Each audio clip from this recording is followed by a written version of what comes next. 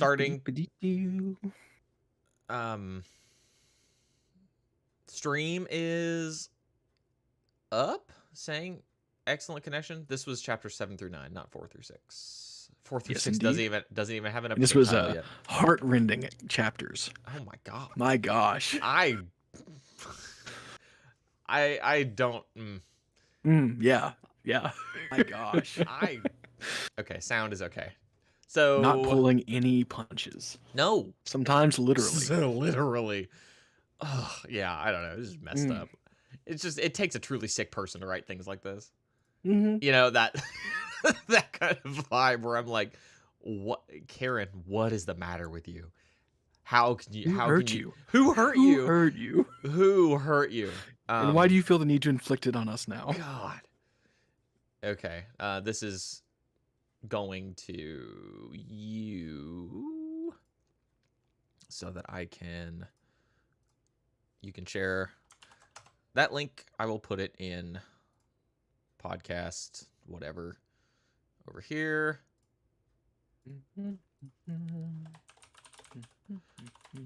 Listen to a new episode before the old one has even been released to the public. Nice. I guess it's out there since it's on YouTube, right? So if they really want it, it is available. It is available. I guess that's something to note and to kind of cover up my own little my little gaffe there.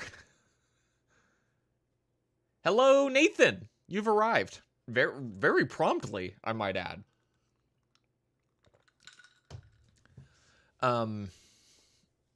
We were just talking about, what did we talk about? We talked about work. We talked about the fact that Cole is not single-handedly saving all the generators in East Texas anymore. Nope. So I don't know. I'm stocking the milk and bread for my local grocery store. Why can't you escape? Why can't you escape? You had like a 10-hour shift today too. It was a long one. But are you still liking it? Are you settling in? Yeah. Okay. I mean, today and Monday I was doing like, it alternates days of like it being a non-refrigerated truck versus a refrigerated truck is the way that it works. And so Monday and today were the first days I was working the refrigerated trucks. Okay. Which was interesting. So dealing with frozen food stuff. It sucks. I don't know. I hate it. I don't want to say I hate learning new things at work, but I really thrive on knowing what I'm doing at work. So yeah, it feels bad whenever it's like this feels like it's taking forever, and it might be because I suck at this because I've never done it before. And I know, and that's kind of where I'm at. I hate being in that situation, even though generally nobody cares. It's whatever.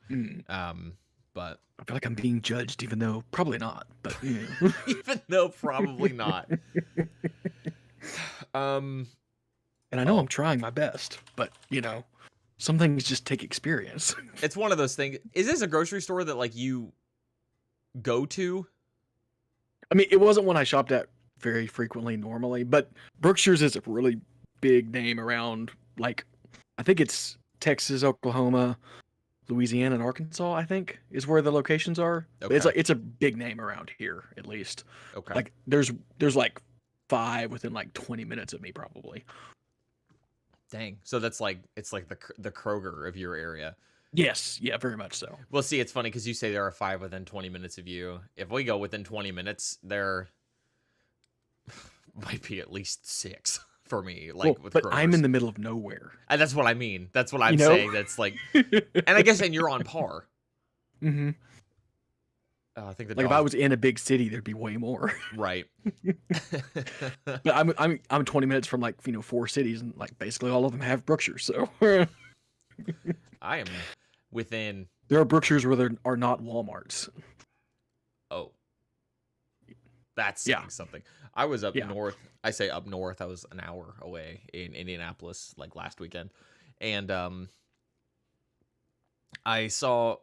I was reminded of the existence of like what they call the Walmart neighborhood market, which is like a really small kind of, that sort of thing. You have like an hour to get one of those for me. I saw it and I'm like, something about this just seems off. Like Walmart no one is buying that you are a neighborhood market. No It feels like a one. misnomer. It I don't is think a. I've ever been inside of one, honestly. I haven't for sure. I definitely haven't. But I was like I said, actually. there's like 4 or 5 Berkshires within 20 minutes of me. There's one Walmart within that distance. That's crazy. I was actually shocked. Do you have Meyer down there? I don't think so. It's a name I know, but Okay. I don't think it's very local, at least. Okay, because I saw a chart the other day. Might have been on Tumblr or something. I don't know. So God only knows if it was accurate. um, but that said that Meyer was the most popular grocery store here. That felt very weird to me, but I can't. I have no barometer on which to base that since you've never hardly even heard of it, much less been Yeah, in one. I'm looking it up real quick just to see if I can get an idea of like region, if it's a. Because to me, Meyer's kind of a northern Indiana. Yeah, like the closest one is Michigan, in like, Indiana, Illinois, Ohio, Kentucky, and Wisconsin. yeah, the one that's furthest south is in like, where is that? Franklin, which is like, I don't know, probably 20 minutes away from Indianapolis, so like 40 minutes from me. There are no Myers south of that. Yep, that checks out. Just like I said, I don't think there's any Berkshires north of like Oklahoma. So it's. And that was one of the things I didn't know till I started working here. I'm like, oh, I guess it is kind of like localized. I kind of assumed they were everywhere, but just because they're so ubiquitous around here. You know what I'm wondering. I do want to take a second to point out, I don't think this is the first time we've talked about grocery stores. So probably not. I don't know what that says about us as people, but I think it looks like all of the Myers, with the exception of one kind of in Terre Haute, are centered around Indianapolis, which of course is the biggest city. Yeah. So that makes me wonder if that's why it brings in it's the most popular grocery store, because there's proximity. Nathan, remind me, are you Canadian? Am I making that up?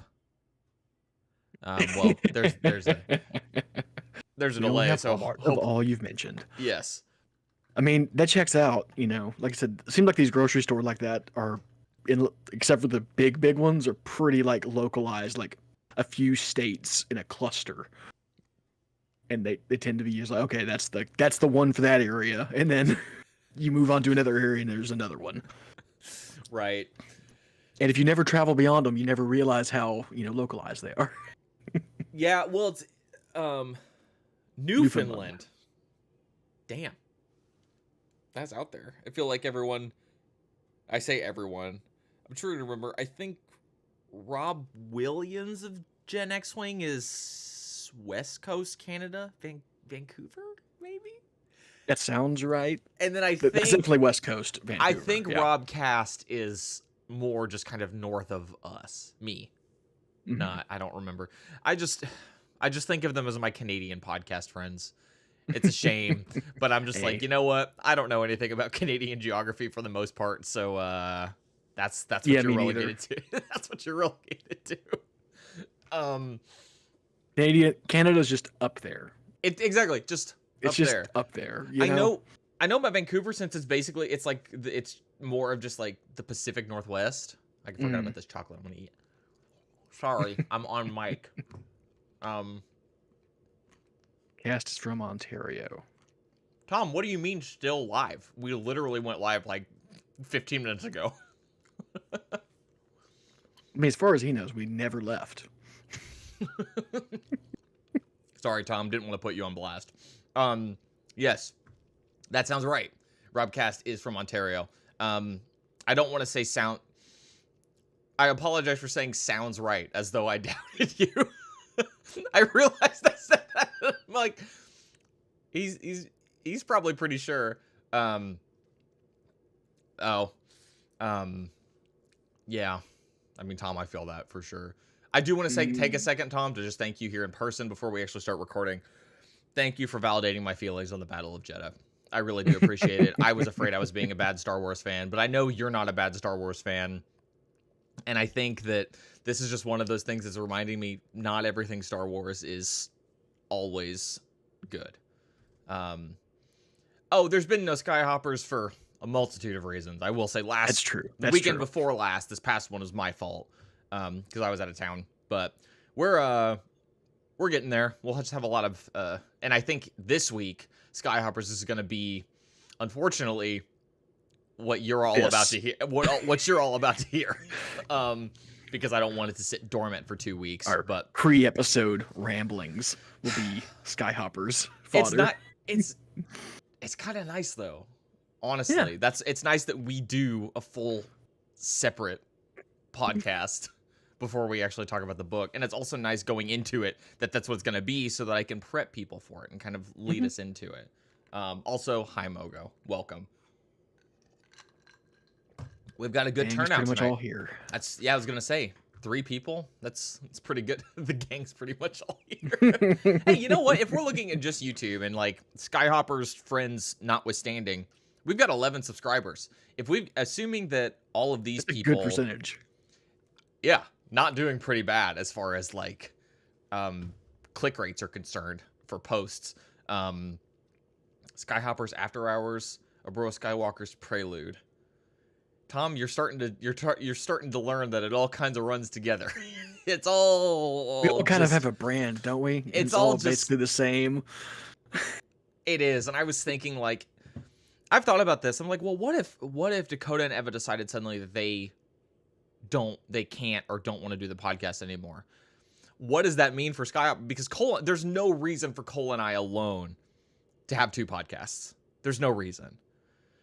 So True. I've thought about this. I don't think Skyhoppers would just die. Don't get me wrong, but I think we'd have to find someone, I guess. But then at that point, it's just like, well, does this person want to join this podcast? You know, I don't know. Recruit. That's what I've done it once. I will do it again if I have to. I don't know. And needs you. Well, that's the beautiful thing. We have a Patreon. So anyone who wants I'm not promising spots to anybody. Dakota and Eva are still on the podcast, so no one get too excited. I remember I am assuming he's probably not a fan of our podcast anymore. I think he kind of maybe he was always fairly right-leaning, but I just one of those people, and a few of you have been around the Discord long enough might know who I'm talking about. One of those people that I was kind of wondered, like, even when it was Ash and I, and we were a little less, like, I don't want to say political, like, Skyhoppers is, like, really a political podcast, but, like, we were even less so, like, that kind of thing came up even less. It was still pretty obvious where we stood on most matters, and he always, I don't know why he listened to us, but he always really badly wanted to come on the podcast, and I remember it being, like, super awkward when, like, just other people that were like that we were just legitimately friends with beyond just being not that I don't consider patrons friends, the ones of you that, you know, are super active, but, you know, like, I don't know, I'm gonna stick my foot in my mouth here, but anyway, he wasn't even necessarily someone that I would have considered a friend. He was very much like a friendly patron. And I'm just like, dude, this is getting weird. You gotta stop. And then he came on the podcast once, and it was part of one of the big, like, group things. Yeah. And I was like, weird. Assuming I forgot this is live. I forgot we are live on YouTube right now. We are live. Oh, Tom, this time I love the idea. I also love that idea. Oh, who podcaster, gets to do the what do you call it? Battle Royale. Who gets to do the eliminating though? Who, like, is it like a vote, like an audience vote? It's obviously like Survivor, you know. It's a voting game. Either the hosts all vote or the audience votes, or maybe both. And it's just survival of the podcasters. Last Potter standing. Now I'm trying to figure out how to make this work. It's a pod race. I'm trying to figure out. Tom, you nailed it. There's a difference between social and parasocial, and it's a lesson that's hard to learn. Thank you. No building. Thank you, Nathan. Don't worry, there will be no building. I will say, some of my friends and I reinstalled PlayerUnknown's Battlegrounds. Or sorry, I guess it's called PUBG Battlegrounds now for some stupid reason. We reinstalled that the other day, and I had a surprisingly good time playing. Oh, nice. But it's I remember watching you stream that on Twitch a couple times and commenting. yeah. That was a while ago. That was a long time ago. Yeah, now. I think I was at my first house when I was doing that probably. No matter who does the voting, Ben was always the first one voted out. Unfortunately, Mogo, I think you're probably right. Which would be awkward because I would still be probably the facilitator. I just become like the Jeff Probst, I guess, of the... I've become like, I go from consent... I'll just ignore me. I'm just running the show. I'm just running the show. I can't win anymore. You and Cole each have 4 secret red flags. If a co-host says any of the things on your red flags, they're automatically up for elimination. It's kind of like it's one of the, like, is it America's Got Talent that they all have like the X they can hit? It's like that, but secret. I think so. Ooh. I want this. I don't know how logistically we can do this, but I want this to happen so bad. It does sound very fun. It sounds fun, but I'm also thinking kind of of like, way. I think maybe like, I'm not saying it'll never happen, but yeah, I would definitely sleep in the hotel. I'd be like, just vote me out. I just want to be here. I'm gonna go sleep in the hotel. I get to enjoy all the fun stuff and then be comfortable. Yes. I'm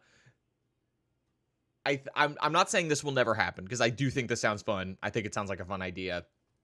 If not miserable to listen to for the first, 5 episodes or whatever. My gosh. But I would stepping on each other's toes the whole time. Yeah, terrible. But I would like to. I think this would have been a great idea, like 6 years ago. You know what I mean? Like when we did have kind of a dearth of new stuff to talk about compared to where we're at now. Mm-hmm. And it would have been good, like dead season content. But now there's nearly always new stuff. There's always new stuff coming out. So I don't know when we do it. Although, I guess it's possible that if I could get the people together to do it once, like as a special event, we keep when then someone gets voted off and we keep the same roster, and then next time we can get everybody together. Because we didn't even talk about the logistics for coordinating all these people. Logistics of acquiring everyone being able to record at the same time. It is hard enough to do that with 4 people that are actually on the podcast. Yeah, that's part of the reason having the 4 people is nice, because as long as at least 2 of them can show up, it's okay. Wait a second. Round 1 of elimination, travel to Indiana to record in person, but Cole is exempt. I don't like that because it implies that Cole is exempt from elimination, and yet I am not. It's perfect. What is that about? We got to start recording this podcast. We probably should. We probably should. Cole works at 4 a.m. now. Did you all know that? Yep, and I do have to work tomorrow.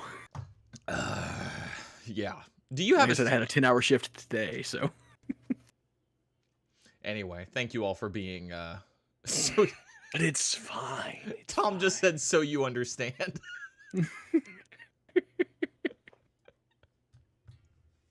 Whatever, dude. Whatever. Tom, I didn't respond to your message, and I realized that earlier today. But thank you for sending me that text file that you sent me the other day. I'll leave it at that. But Tom sent me a text file that was in no way, shape, or form. This sounds weird. It was a torrenting text file. I was gonna say it's in no way, shape, or form illegal, and I was like making Tom to be out to be some kind of weirdo. But anyway, thank you, Tom. Are we ready to start recording now? Might as well. Okay. I am recording local. Oh my god, an hour and some shit into the podcast. Sorry, I forgot. This is live on YouTube.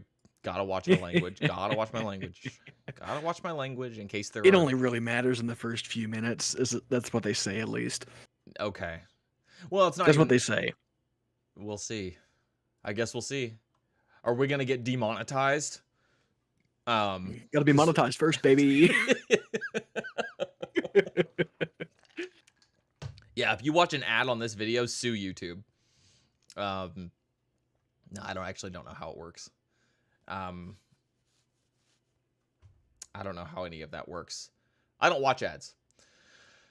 In fact, I think the last thing I'm going to talk about. I think I've talked about my network-wide ad blocker that I run on my Raspberry Pi now. I don't know You if I mentioned haven't. it, Yeah, yes. it's terrible. And Tom, I saw the typo. Don't get me wrong. Or don't think you pulled one over on me. I won't say it, but I did see the typo. Now, Message retracted or redacted, depending on how you want it. So I was it's terrible. I think I got this new Xbox Series X, and it's terrible that there are ads on the home screen. That's terrible. I spent $580 on this thing. Unacceptable. However, there is a space for an ad. There is no ad because it is blocked by my ad blocker. Blocked by your ad blocker. Yeah. So I'm just like, that is not space that is taken up by a game or something, which is unfortunate, but also eat shit, Microsoft. I'm not being advertised to. I'm not being advertised to. No, Fatmatic, I'm going to be honest, I did not see the Hasbro fan stream. I did not see it because I was working, but I did see the aftermath, or, what got announced, which is cool. You can announce that. You can talk about that a little bit. Not to put you on the spot. You can talk about there is actually a tiny bit of legend stuff in that too, which is pretty cool. Ooh. Okay, are we always happy to see that. Let's clap. Yeah, we need to clap. We need to clap. All right, here we go. 3, 2, 1, go. Nice. All right, I'm recording. I need to get it to a place where I can see it. I have so many windows open at all times, and I hate it. What do you mean, what is this Ready Player One? I don't get that. I don't seen the movie. I haven't read the book, so I feel like I should get whatever the reference is, but I'm not getting it. I feel bad. I don't speak that. I like the movie. The movie's fun. I think it's one of those things. It's one of those things that I heard, a lot of people were kind of down on, and I'm like, is it really that bad? It's really not that bad because, it's Steven Spielberg, so it's a competently made movie. Sure. And it's got lots of really cool action in it. And that's kind of the gist of it, as far as I'm concerned. Oh, about the ads on the Xbox. Yeah, I believe that. I'm not immune to nerd, oh, look at that. That's cool. I like that. None of us are. No judgment I'm not here. immune to that, and there's tons of that in that movie. No judgment here. I don't think anyone currently hearing you speak is above that. Oh, I get it now. Yes. That was what the bad guy wanted to do. He wanted to monetize the Oasis by putting ads all over the place. And it was Ben Mendelsohn is the bad guy. That's so wild, because it's like, you understand that's the world we're living in, right? Yeah. Yeah, there's like a conversation he has. He's like, we can like put ads over like 65% of the player's view without giving them a seizure or something. Okay. It's pretty egregious. Have you been on the internet recently without an ad blocker? Oh no. That's kind of how it feels. On my phone, Not me. Blocked at the network level. It's terrible though. Whenever I do, what I might try to do one of these days is set up a VPN so that I can be connected to my home network and route my my network through my home internet when I'm out. I don't know. Maybe, I don't know if that's doable, but we'll see. I don't know if I know enough about networking yet. I am ready to shut up and talk about Star Wars. Are you? Sounds like a plan. Okay. We've only killed like 30 minutes here. I'd say more than that. Live. We killed 30 minutes live.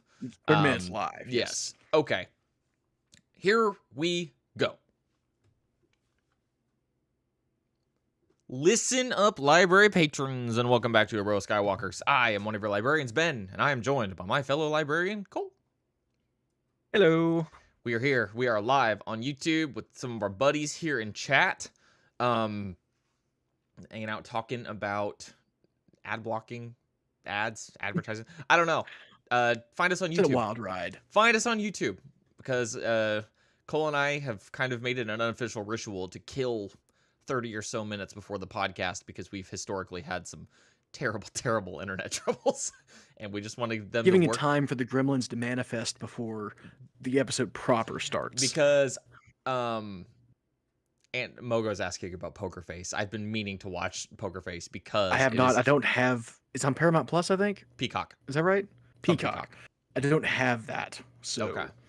and Peacock's there is a free version of that, but I can't imagine that the free version has that.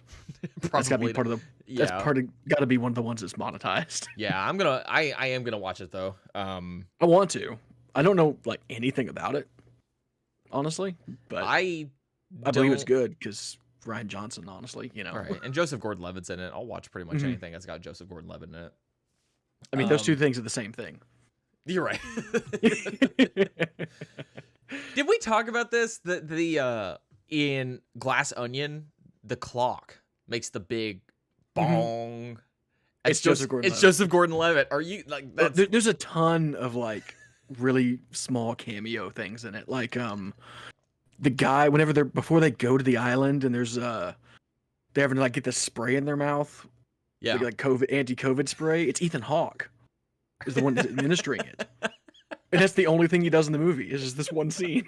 It's so weird. And not to mention that it's like, it's they're at that party in the beginning and I'm like, that's gotta be Yo-Yo Ma. That's Yo-Yo Ma, Yep. isn't it? It's Yo-Yo Ma, and Totally sure enough. is. But And is it Serena Williams, the tennis player, does the yeah. like the ad? Does like the ad, yeah, yeah. speaking of ads. Yeah, circle. yeah. Anyway, that's not why we're here.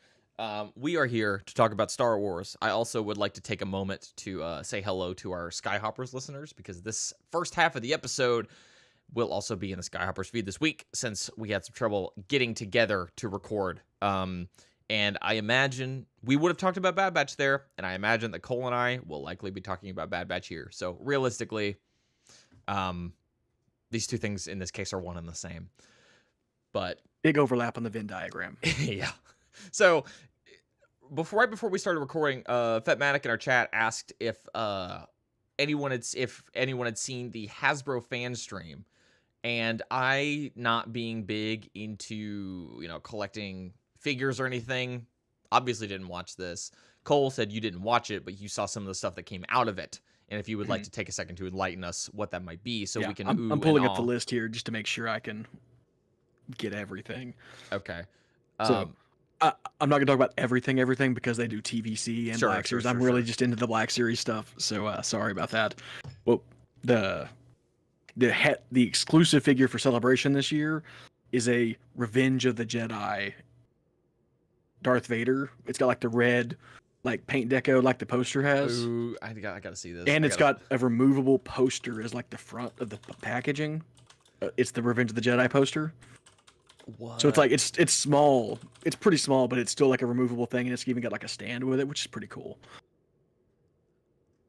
Oh, that's very cool. Pretty sweet. It's pretty sweet. It's kind of thing like I probably wouldn't go in for honestly, but hard to say. Because it's like I think without this to me is very much a collector, like a private collector's thing. Private in the sense that it's like you look at it and if you don't know what you're looking at, it's like, oh, is that Darth Vader covered in blood? Is it like it's not immediately clear what it is. But if you know, it feels stupid to say if you know what it is, it's really cool. But I don't know. I think it's cool.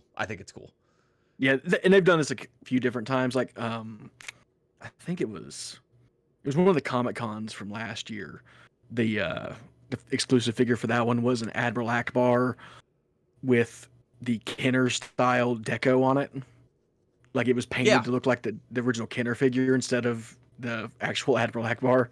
Yes. So it's like, oh, that's really niche, but that's fun. That's what to me that's what an exclusive figure should be. It's like, oh, that's a fun thing that some people are definitely into that are going to the convention. But if you're just a regular collector, you'll be like, I don't really need that, which is how I feel about them a lot of the time. Like the Jon Favreau Heavy Mandalorian, Sure, from Celebration last year. It's like it's cool, but I don't need that. Right. Yeah, and then as far as like regular Black Series, we got a Indoor Trooper revealed. That one of them is the Nick Sant head. I saw. I pulled up the list myself because I found it and I wanted to see the Vader one. And yeah, and he's similar to the Hoth Trooper they did, where he's got two different heads you can put on him. So you can. It's like designed to be an army builder, so you can like kind of swap it out pieces to make them different commandos. So you can like build a team basically. Okay, I like that. So It's pretty cool. It's nice that they're doing that again because the Hoth Trooper is one of the best Black Series figures for that kind of stuff. Okay. Because especially that one, it's got goggles and a scarf and 2 different face plates you can do and like 3 or 4 different guns. So you can make a bunch of different combinations that all look unique. Okay. I like that. So it's pretty neat. It's pretty neat. And and they did ARC Trooper Jesse and Kiadi-Mundi. Right. Were the 2 ones they actually showed off. I will say the Scout Trooper helmet they revealed, one of those, like, I'm assuming that's like a kind of a to scale helmet. It's like my Boba Fett helmet. It looks pretty sick. I do love Oh, I yeah. love the Scout Trooper helmet. But before we move too far away from this, I want to ask Cole.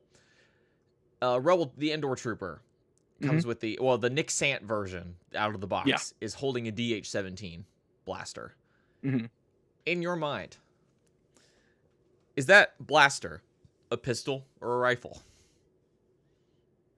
Man, you're asking me the wrong kind of question. I don't even know. I'm not saying there's a right answer. I'm not saying there's a right answer. I am just curious because I've seen it. We see it in A New Hope. The Rebels are using it on the Tantive V4 pistol. In Battlefront, it's a pistol. However, I have seen multiple depictions, like our buddy Nick here, holding it like a rifle. And also, it seems really big for a pistol. Yeah, for sure. Okay. I'm just curious. I would lean toward rifle, probably. Okay. But it might be one of those things that maybe there's just like different versions of it, like, different attachments, different, that kind of stuff. Right. Kind of vary up its role. Sure. Kind of like how the Kyle Katarn's pistol is supposed to be like a sawed-off, basically. Right. Whereas like he uses it as a pistol, but that's not really what it was made for, Fair enough. Yeah, but probably the most exciting thing for us Legends fans, they do what they call pipeline reveals, where they don't show anything actually with the figure. They're just like, hey, this is the thing we're working on. They did there's a Luke and Grogu pack, which is, whatever. But they're doing a Darth Malgus. Darth Malgus. Which is pretty cool. That is very cool. That is very cool. One of those And he's going to be a deluxe figure because he's really big. Sure, I imagine. He's a big dude. And they're also doing the Ahsoka Loyalist helmet, too. With the... That's pretty cool. That's pretty I don't really care about that at all, but, that's me. I do like those helmets, and I kind of like it's a nice thing that the clones do. I think that's the second clone trooper helmet we're getting, because I think there's about to come out their first phase 2 helmet as one of those. Okay. So this is the first one they've done. They always do repaints of all the helmets, basically. They did a Boba Fett, and they've done like the rearmored version, and I think even the white version probably. It is so gotta get all the reuse. It is so, I don't know what the word I want to use. It's so something to me that there's people out here in the world that own all of this stuff.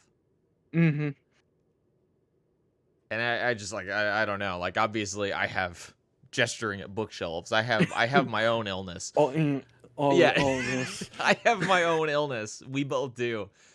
But I do like that we both draw a line. Because I feel like Tumbling Saber is a podcast that I think hasn't been around, hasn't been active for a while. I don't know if they ever officially went on hiatus or anything. I think they did. They did. Well, it felt like every time I listened to them, they were one of them was talking about getting rid of stuff, having to get rid of stuff. And that's just like, I don't know. I try to be careful because that's not a situation I ever want to find myself in.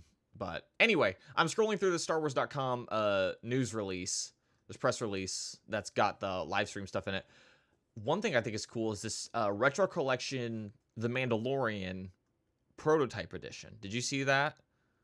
Yeah, I've seen those. Those figures don't interest me at all, honestly. No, I don't find them interesting in the sense it's like, oh, I want that. But I think it's cool because of like, correct me if I'm wrong, that's a reference to how they originally made the Kenner figures, right? Where they would kind of like kit bash other like to prototype figures. They would like kit bash things together.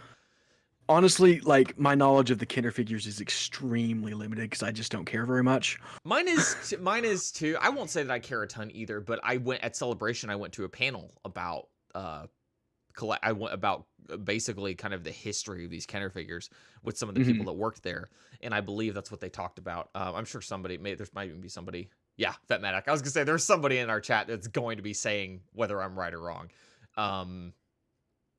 But yeah, I don't know. I thought that was pretty cool. That was pretty cool. The Darth Malgus, I think, is cool as well. But thankfully, these are things that I can think are cool and appreciate from afar. And just when I go to Robert's house, be like, hey, these are all pretty sick. Yeah, they've done a ton of those retro collection prototype figures. Like they've done Stormtroopers and Boba Fett's and Vader's, and the thing is, the completionists. I feel really bad for all the completionist people because it's a rainbow like assortment of pieces, and they come in all different colors. So if you felt like you had to collect all of them, there's so many combinations. And it would be just a nightmare to collect all of them. You've lost me. Yeah, but the thing is, I know there are people that do that, and I'm like, I know, madman, you absolute madman. I say as I have every version of Star Wars on Blu-ray that I can. Well, yeah. That reminds me. There's a new set of steelbooks coming at some point because that are listed on Best Buy, but they don't have any art up for them yet. So I'm kind of hoping they're just like a reissue, maybe. So, reissue of what? Of the Best Buy steelbooks, you think? Maybe so. It's one of those things that if it's a reissue, then I don't have to worry about it. But maybe just like a reissue of the art of those ones, but have the 4K versions with them, possibly. Yeah. So then I won't feel obligated to get them. But if it's new art, I'm like, I'm probably gonna get them. I don't know. I have a problem. I don't necessarily think it's a problem. It's just one of those I'm kind of at the point where I've talked about this before. I'm just running out of space, man. I have to be considerate of somebody. I have to be considerate of somebody else in the house that doesn't want Star Wars junk everywhere. Reasonably so, I might add. So it's one of those I've just got to. I'm not. It's not dire straits yet, but I've got to be a little pickier with the things I get. So pretty much my physical collection is limited to the stuff that when they release a movie, I get the movie, or go through the back channels to get a TV series on Blu-ray. Not above that by any means. The only way that it's possible to do. It's just criminal. It's just criminal. But well, I mean, I don't know. Look at something like Netflix. They released, since we've recorded last, I think they're finally doing their password sharing crackdown. Yeah, I just saw that actually. And it's like the golden age of streaming is over, baby. Game over. I don't even think I'm being too hyperbolic in saying that. Whatever, man. Fart noise. That's how I feel about that. I don't know how. Well, now's the time. It's like, well, when you want to watch something on a streaming service, you just get it for the month and watch what you want to watch, and go away. Or binge it on a trial or whatever. And it's just like physical media is incredibly important. Mogo, you are in the right place, preaching to the choir over here. And we are the physical media dudes. Yes, but since we do have other things to talk about, I'm going to keep us moving. I do want to say one of the reasons I did buy an Xbox before they upped the price, because they've said they're probably going to do that, was that I want to own a Jedi Survivor physically, and it's not coming. It wasn't coming to last gen consoles. Which of course you see where this is how I'm leading us into our next little bit of news here. Yes, good job. So I'm like, I will be able to own that physically, and even though I'll have to do 130 gigabyte download once I put it in the freaking Xbox, because we live in hell. Yes, we do. I get so grumpy about this, but it just bugs me. It bugs me. It's an inconvenience. Did I tell you that we got my dad the new Modern Warfare 2 for Christmas, and I snuck into the house, my parents' house, to get it installed. And updated it. Yeah, I still didn't get them all. There was something else to download. I had to download the campaign, and I'm like, this is stupid. But yeah, whatever. It's fine because it allows us to get games like Microsoft Flight Simulator, and games that are just pros and cons like anything else. I can just be very grumpy about it. Anyway, yes, Vetmatic is onto us. Star Survivor got delayed by 6 weeks, which to me is a very odd amount of time to delay something. And like, by all means, go for it. Mhm. Go for it. Like, that's totally fine. Like, I mean, I'm not. as far as I'm concerned, it gives me more time to acquire a PS5. Sure, yeah, right. And that's kind of how I feel too, where it's like that's less money that I have to spend in March. Like, It's also delayed to like almost exactly a week before May the 4th, which I'm like, I feel like you could have just you might gone as well for that. just done it. Yeah, just go for it, right? But yeah, I don't. Not if those 6 weeks overlap Celebration London. I don't know. Tom might be onto something there, but Yeah, what are the celebration dates? I don't remember. But I'm just kind of. It's like it's just an odd little thing. But if it's hopefully making lessening crunch for some of these devs that are definitely probably working too long and all that good stuff. Celebration is the first weekend in April, so it'll come out after Celebration. It sounds like It was gonna come out before, or the like right at. it was going to come out before. It After. was going to come out in March. March 19th might have been the original date. Yeah, well, it was one of those things I saw some people commenting whenever that news came out. It's like it makes sense because at this point we were only like a little over a month away. Yeah. And there still had been no gameplay beyond that like 2-minute trailer. No gameplay shown, no press stuff. It really feels like we were coming down to the point where it's like, is it really coming out? Is it really coming out? You know? Yeah. Which makes me wonder, like, why did y'all think you could make this date? Yeah, and it's always weirds me out about that kind of stuff. It's like, surely you know, right?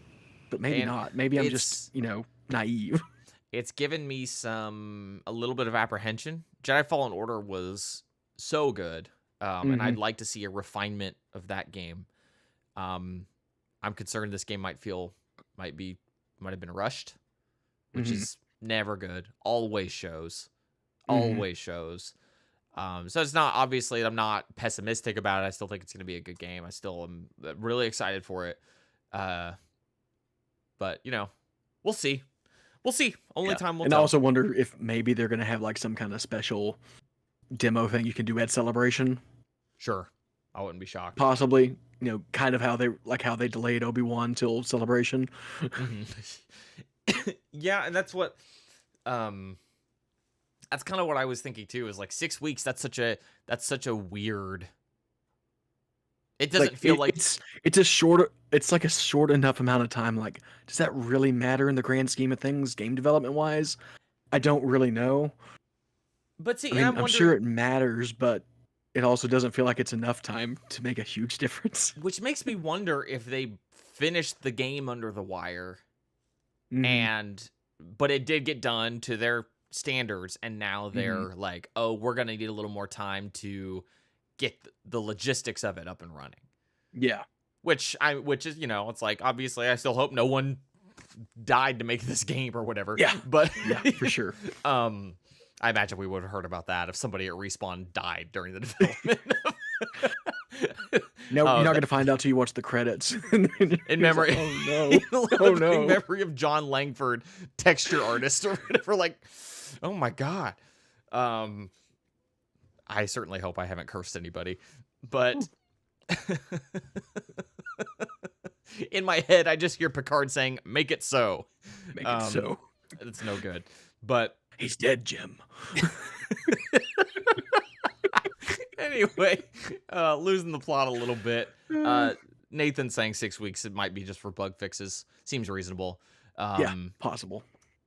So I don't know. Tom, maybe the release on Monday because installation patch downloads will take until Thursday. Don't you put that evil on me, Ricky Bobby. Okay. Whoa, anything else? Or are we on to some quick rapid fire Bad Batch talk? We can probably go into Bad Batch. I'll double check. There's no other new stuff real quick, but I don't think there was anything else. I can't think. We're kind of like we're in the pre-celebration lull right now. Like we have Bad Batch coming out and Mando's about to come out, but aside from that, I feel like we're in a dead zone as news goes. Right. Just because Celebration is going to be when the news hits. Right. I don't know if it was today or maybe yesterday. I only saw the news today. There was a poster for Mando season 3 that got released. I thought Pretty looked pretty sick. cool. I thought it looked really cool, and it's just hitting this like, oh, we're so close to the Mandalorian. It's coming back finally. It's like exactly a month away, right? Yeah. It's March 1st. Is it? I think. truly don't remember. I think it's March 1st, so I think we're exactly a month away, 4 weeks. Ooh, I'm ready. Because February is short, thankfully. Yeah, it's one of those just like obviously I've been very effluent in my praise of that show. I love that show, but there's enough time has passed that I've kind of forgotten how much I love that show. And now that it's coming back, I'm like, oh my God, I love this show. I can't wait for this show to come I back. probably need to do a rewatch leading up to it. Because I really haven't watched any of it since season 2 ended, honestly. So basically, you want to look for the seed. You want to go back and watch season 1, episode 5, and look for the seeds of Toro Calican's return. Yes, exactly. That's what you're looking for. He's the one we all want to return. He's the key to all of this. Yes. Him and nobody else. Him and the Mithril. What was I doing? I think I was playing Flight Simulator. And I tried to do something really stupid in a helicopter. And just kind of without thinking, I said, I may have gone too far in a few places. Like, George Lucas is just a quote machine, man. That guy. Oh, iconic all the way down. He really is. Or maybe we're all just broken as Star Wars fans. I don't know. Both Anyway, it's probably a bit of both. If we're being real. You're right. I think you're right. We'll cover these in order of airing, and probably with a little bit more in terms of discussion as we get more recent. What'd you think? I've not talked to you about season 1, episode 4. I don't remember what it's called, but the one with did we talk about Teo? We did, didn't we? We talked about the racing one. Well, I hadn't seen it yet. Oh. Well, what'd you think of it? Yeah. I enjoyed it. I thought it was fun. Yeah, I thought it was fun too. I mean, it's nothing special, but it was nice to get a tech-focused episode. It was. Getting tech, and I got, I think I posted this in the Discord. I got Piggy vibes from tech. Where he's both piloting efficiently and also like mapping out the course and like, all this stuff. I'm like, yeah, this is good. This is what I want. I won't go as far as to say it was a direct inspiration, but I do think the vibes No. I don't think so either. But it was like, oh, I like this. This is something I remember. That was a good one. It evokes it, even if it doesn't mean to. Yeah, it was a fun one. And Teo was great. Terrible, you mean? Ben Schwartz is so funny. And it's a fun droid design too, with the head that would like flip around. Yeah, it was good. It was like, oh, this is unique and fun. Blue and fast again. So that's our Sonic paced review of episode 4. I'm more curious to hear what you thought of last week's episode, because you weren't feeling it. Not a fan. Didn't like last week's episode that much. I kind of feel like the long and short of it is I feel like there was maybe some interesting setup for some things that weren't really explored. It felt really action heavy. I'm assuming that people I think somebody in the Skyhoppers Discord likened it to like Indiana Jones. And it's like, if you're really into that kind of like treasure hunting kind of thing, cool, more power to you. I don't think it was like a reprehensible episode or anything. Just didn't do it for me. There was just not enough meat there. And listeners of this podcast know that once we get to an action-y segment in the book, we're like, and there was a bunch of action, that's what happened. And that's kind of how that episode felt. It was like, all right, we yada yada over that whole episode. Moving on. And maybe it'll come back. I was thinking that maybe it could have been like a 2-parter, and it might play into something later. And if it does, I'll eat my words. Maybe it could be important, but I talked about this with you about the High Republic. It's like, so far, Phase 2 has felt like there's been a lot of build-up, like 4 books worth of build-up for kind of nothing yet. And I think it's fine to have kind of a slow burn build to something, but you got to give something before then, some pieces. And I feel like episode 5 didn't necessarily do that. Those two things are kind of apples and oranges. Not really. That doesn't illustrate my point as clearly as I think I wanted it to. But anyway, I digress. What did you think of last week's episode? I mean, I definitely think it's one of the weaker episodes, but I still enjoyed it for the most part. I mean, there's not a lot to it. Like you said, it's basically just like kind of like an Indiana Jones riff.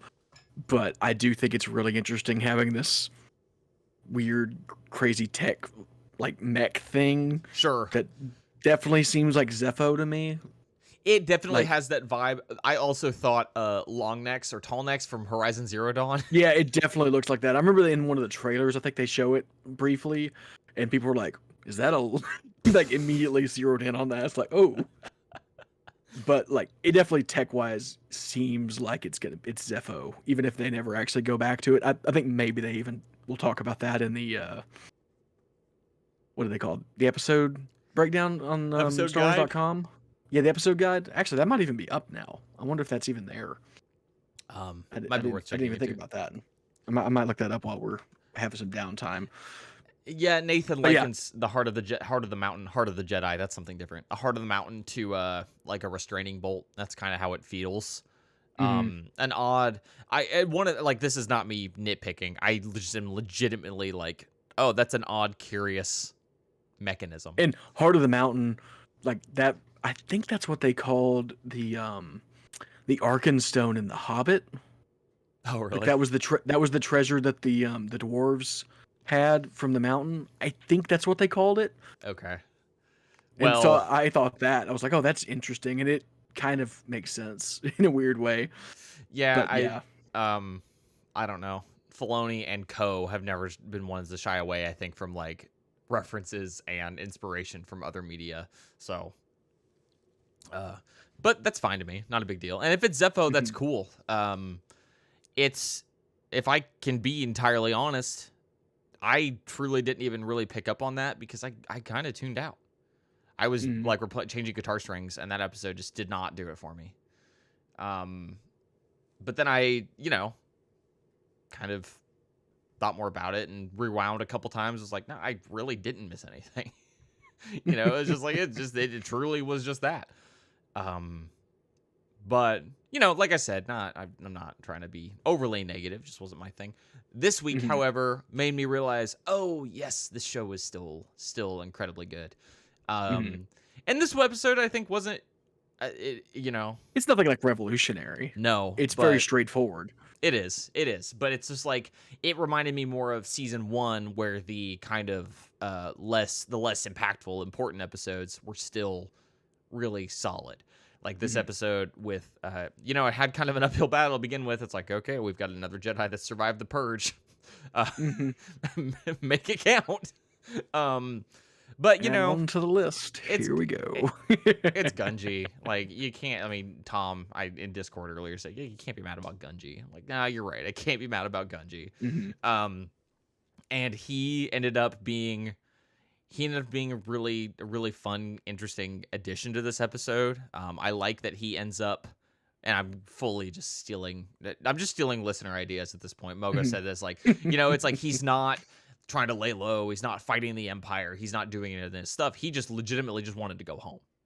He wanted to go home and will kind of fight the Empire. Nathan, I'm getting to that because yes, he wanted to fight the Empire, but like in defense of his home, and I think that like that is a kind of a very simple, like, obviously you want to do that, but it's not something that we've seen from Jedi that survived the purge. And granted, it's because, Jedi are taken from their homes very young. And if you're a human, God only knows where you're from, right? Yeah, no kidding. Yeah. Humans are just kind of everywhere. They are truly the rats of the Star Wars galaxy. Cockroaches. If you're a Wookiee, you're from Kashyyyk. Some good action here. We had these Trandoshans who were scummy, terrible. Man, Trandoshans are always bad, I feel like. They are. We really Bosca's the only one that's occasionally decent. Yeah, and even that's like... It's tenuous at best, but, at least he's somewhat, occasionally isn't the worst. Yeah, we need to get some, like, we need to have a, oh, shoot. Get, like, a Roog Quarnam. Or a what is the freaking, I forgot his name again. The Nemoidian from Oh, what is his name? I don't remember either now. We literally just read the book. So just read the book several months ago. Yeah, but anyway, we need some good like redeeming Trandoshan characters. Yeah, I can't think of any, honestly. Me neither. They're all Like I said, like I said, Bosk occasionally isn't bad, but if you look at the whole of him, it's not good. No. There's just individual encounters and, story beats that are occasionally not bad. Okay, Tom says that posits the idea that maybe the reason we meet all Trandoshans, all the ones we meet are such jerks, is because these are the ones who have been kicked off their homeworld. And I mean, maybe, but I feel like everything we know about Trandoshans is that they hunt Wookiees. that's like their whole culture. I'm saying I like the idea. I'm not saying it's necessarily entirely supported by the text. But it's a nice idea, and it gives me some. Turns out there's a whole like peaceful coalition of Trandoshans on their homeworld. And tons of them just leave. Yeah, I don't know. They are, pretty bad. So, but really great character moment for Gunji, where he's like, he lures the kind of the lead Trandoshan into that trap, right? With the Kinrath from KOTOR, who were the predators there. And I was very excited to see that. The four-legged kind of spider things are enemies in Knights of the Old Republic, for those who don't know. But so Gunji lures him into that trap to get taken by the Kinrath.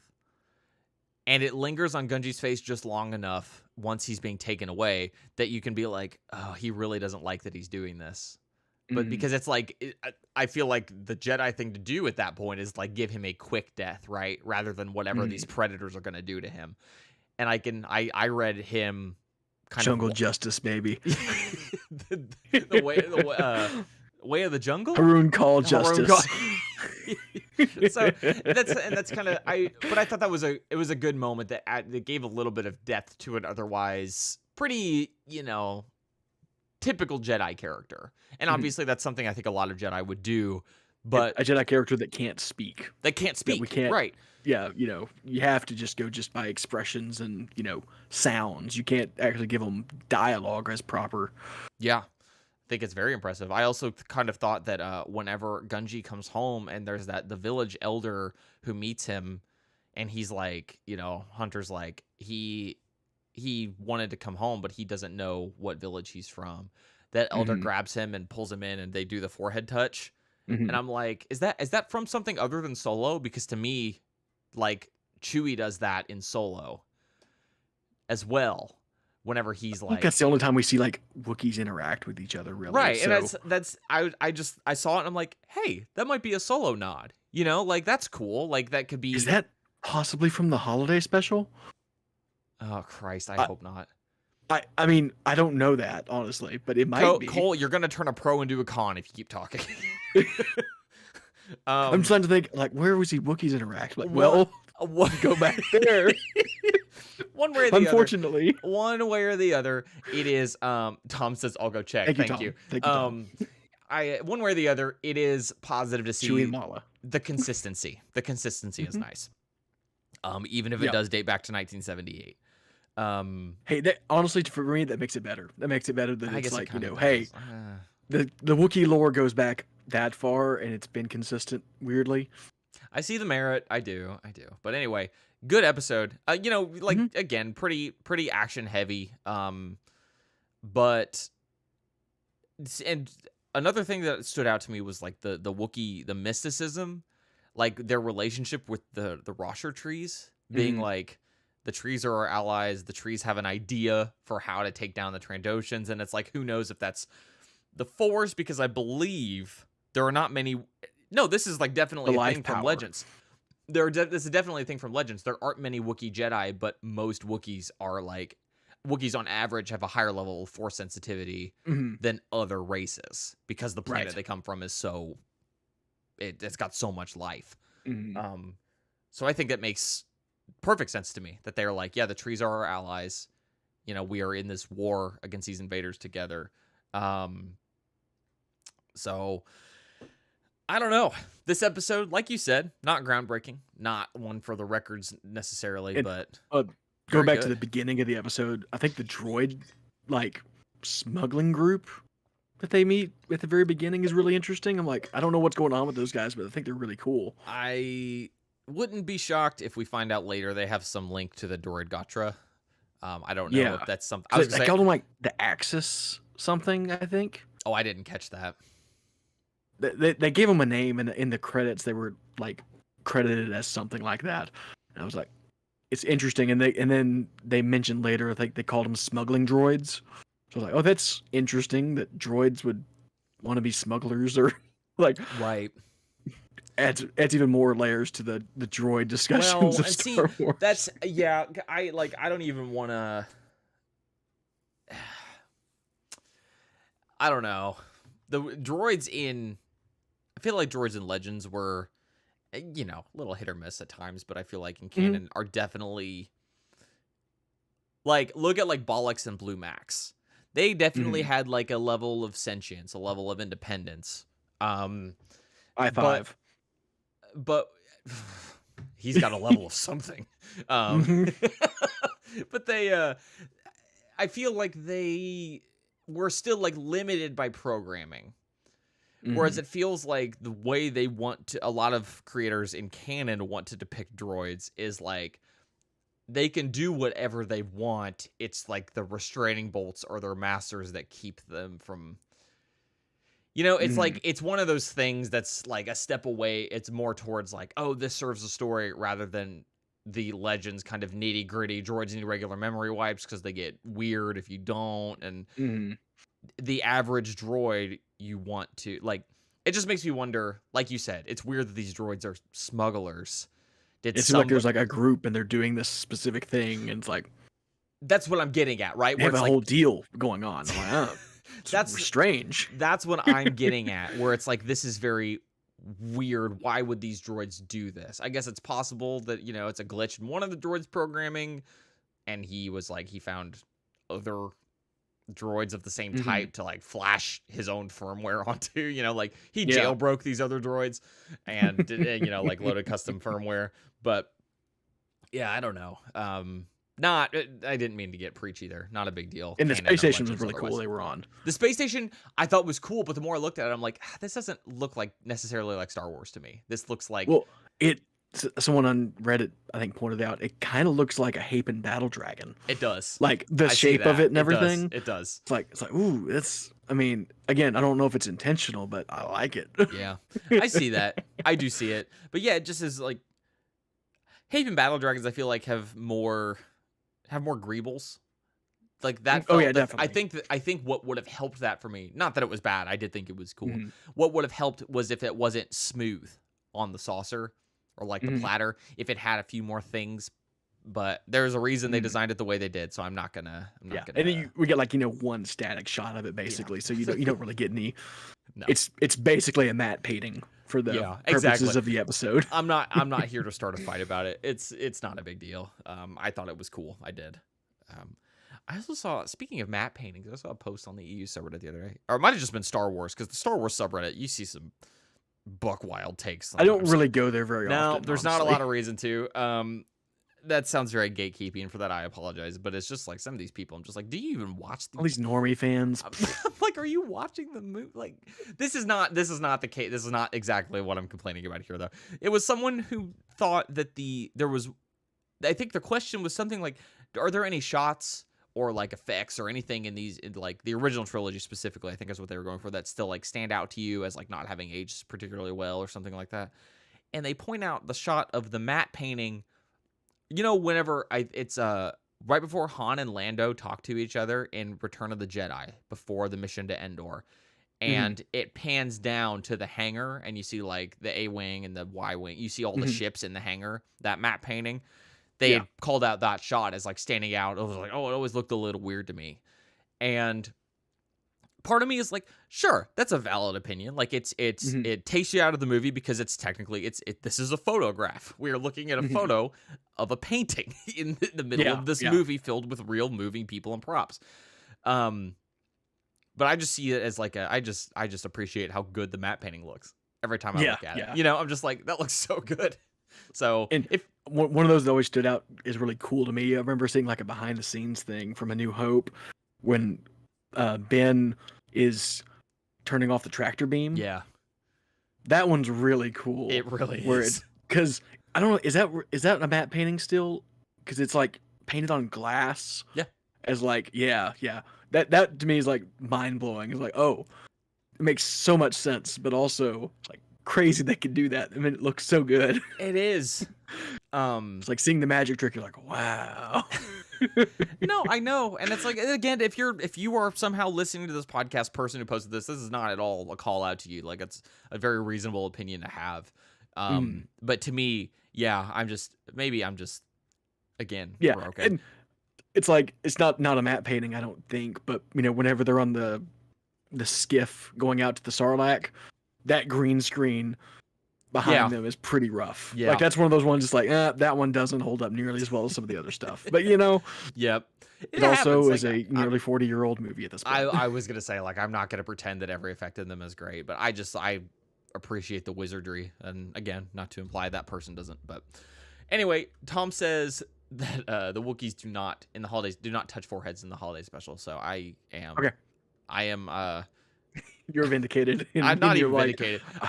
I didn't care about being right. I'm just relieved. I think it's a better relieved that it's not in there. Like, oh. Um, I'm kind of surprised. I feel like that's something they would have done like whenever Mala and Chewie reunite, because I don't know what else they could do. You know what I mean? Having them like kiss would be bad. Yeah. Just pushing these masks up against each other. Not because it's too adult, because obviously yeah, they weren't caring about that. No, Itchy's watching literal porn in the middle of the living room. But so, you know, I guess there is that, but I guess they probably I don't know, man. I'm not gonna pretend to know what was going through anyone's head watching that. Did I tell you that Allison and I watched it? Because we were trying to watch one more holiday movie. Yeah, I think I did, because I'm just like, why am I doing this again? I've still never watched the whole thing, it's so you know, just terrible. And she was just like, it wasn't even like very holiday themed. And I'm just like, no, it's just bad. It's just on all counts. But to me, the funniest thing like now is how hard Disney actually uses the Wookiee Life Day stuff. Like in the parks, and yeah, like they have like dolls and the little globe things, and I'm like, but y'all don't even. There's not even a way to watch the thing this is from. No, it's so weird. To me, that is the most bizarre thing. That they have yet to put out something that is like high profile, like people are going to watch this. That elaborates on this bit of lore. They've not done anything, but they are, like you said, they're leaning so hard into it. Yeah, it's so strange. It's kind of funny how. Do they just know that people they know? Well, because obviously they know that people know about it. I guess they know it's on YouTube, right? They have to know it's on YouTube, and they don't care. Do they just think that it's one of those, like, if you search like Life Day now, you'll probably get a million like Screen Rant articles like explaining like where it came from, or links to other better, like objectively better media. And I feel confident saying that everything that mentions Life Day that is not the holiday special is better than holiday special. No matter what. Yeah. It's bizarre. Every time I see this, I'm like, I can't believe y'all are selling toys of this, but it's like the thing is not even officially available anywhere. No. The only thing that is the cartoon, and it doesn't have to have anything to do with that specifically. The weird animation studio doing that too, man. Oh yeah, it's very strange. Now I can't remember. Is that the same studio that did Droids though? Probably, but I don't know that for sure. Because 3PO looks very similar as he does in Droids. However, the humans in Droids don't look like Han and Luke. You know, so I can't remember the specifics. God, what a I don't know. I guess I can't say I'm mad that it exists. But whatever. Anyway, we have an email. If we don't have anything else we want to get into. Yeah, I guess we can get into that. Cool. This email is from our buddy Torch. I almost read their email or email address out loud. Really glad I didn't do that because it's cool. It's a cool email address, but I'm very glad I didn't read that out loud.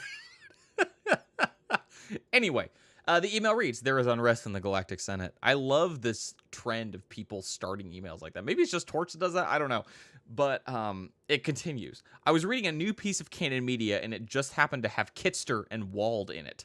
I haven't finished it yet, but that is just such a bizarre inclusion. I think it's really funny that Kitster's only appearances in canon and Legends are the Phantom Menace tie-ins and then random OT New Republic stories. I'm being ambiguous in case anyone is concerned about Kitster spoilers, but just look at his canon appearances. May the Force be with you, Torch." Torch has linked us to the canon appearances. I will drop it in our YouTube chat because I think that is the most appropriate way. Everyone can get it very easily there. I'm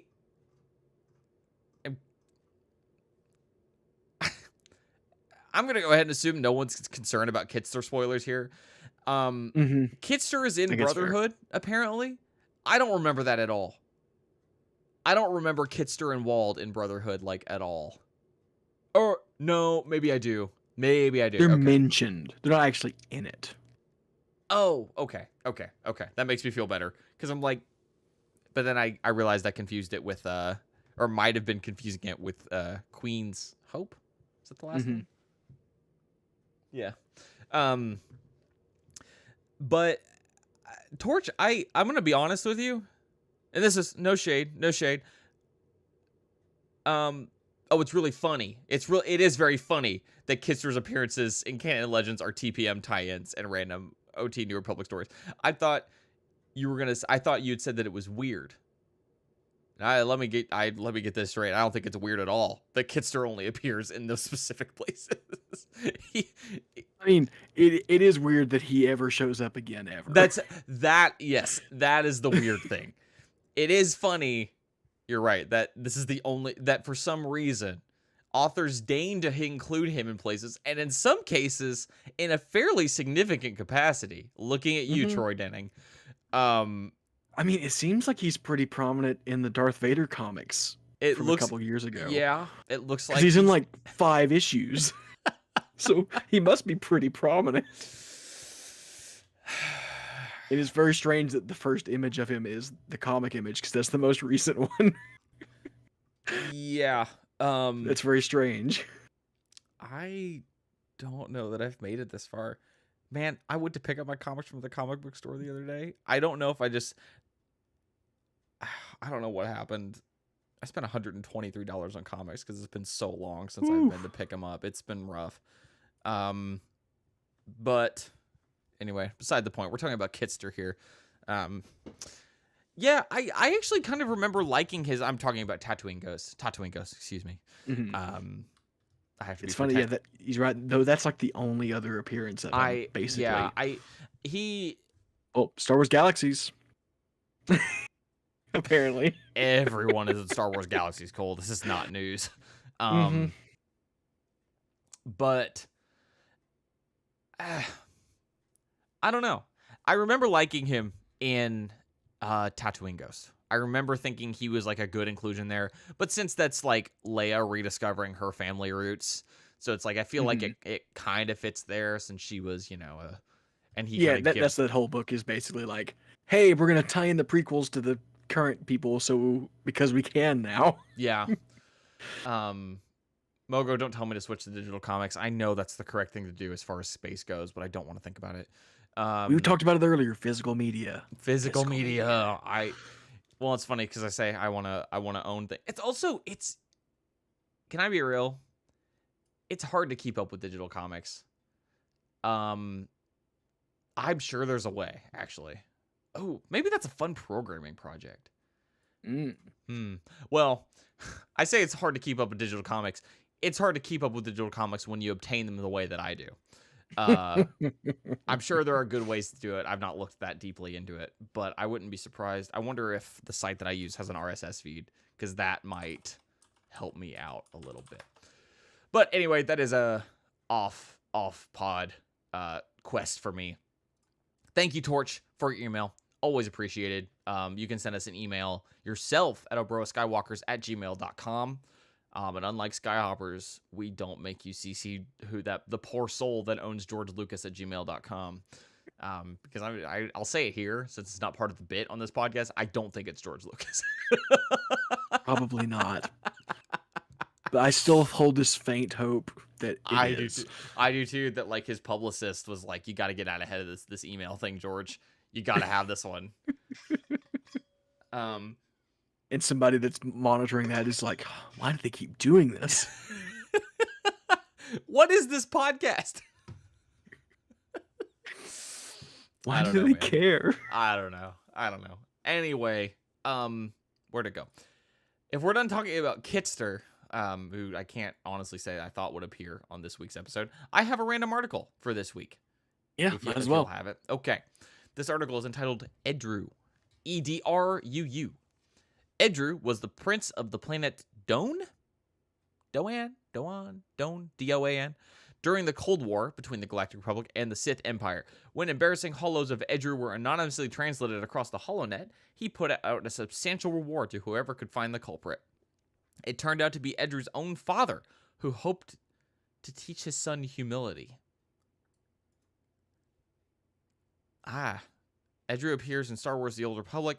Sorry, little caught off guard by the fact that presumably this dad leaked his son's nudes. Pretty bad. What? BioWare, are you all right? What is going on over there? Okay. No.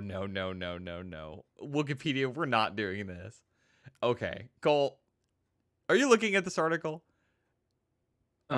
Yes. We're getting a little in the weeds here, everybody. Saddle up. Here we go. Get your pith helmets on. It's time for a safari, but not like a problematic one. Fun. Cole, do you see anything weird after the word HoloNet in the third line there? I just clicked on it. Let me link everybody in our YouTube chat here to this article. Somebody got a little trigger happy with the linking function in Wikipedia here, and has linked the word he to the article gender. And like, don't get me wrong, I think it's cool that Wikipedia has an article about gender, especially because in the galaxy they're like, you know what I mean? It's like, it makes sense to have the article. What doesn't make sense is to link the word he to it. I'm gonna be at first I thought it was like holonet.he. It was like like a Mastodon server. Yeah.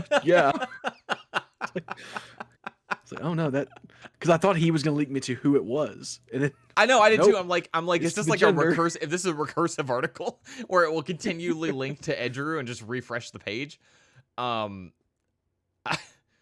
don't like where Tom says. I mean, I don't like that. Because Tom's about to say something that's gonna piss me off, I believe. It's just I don't know what to. I actually don't know what the etiquette is here.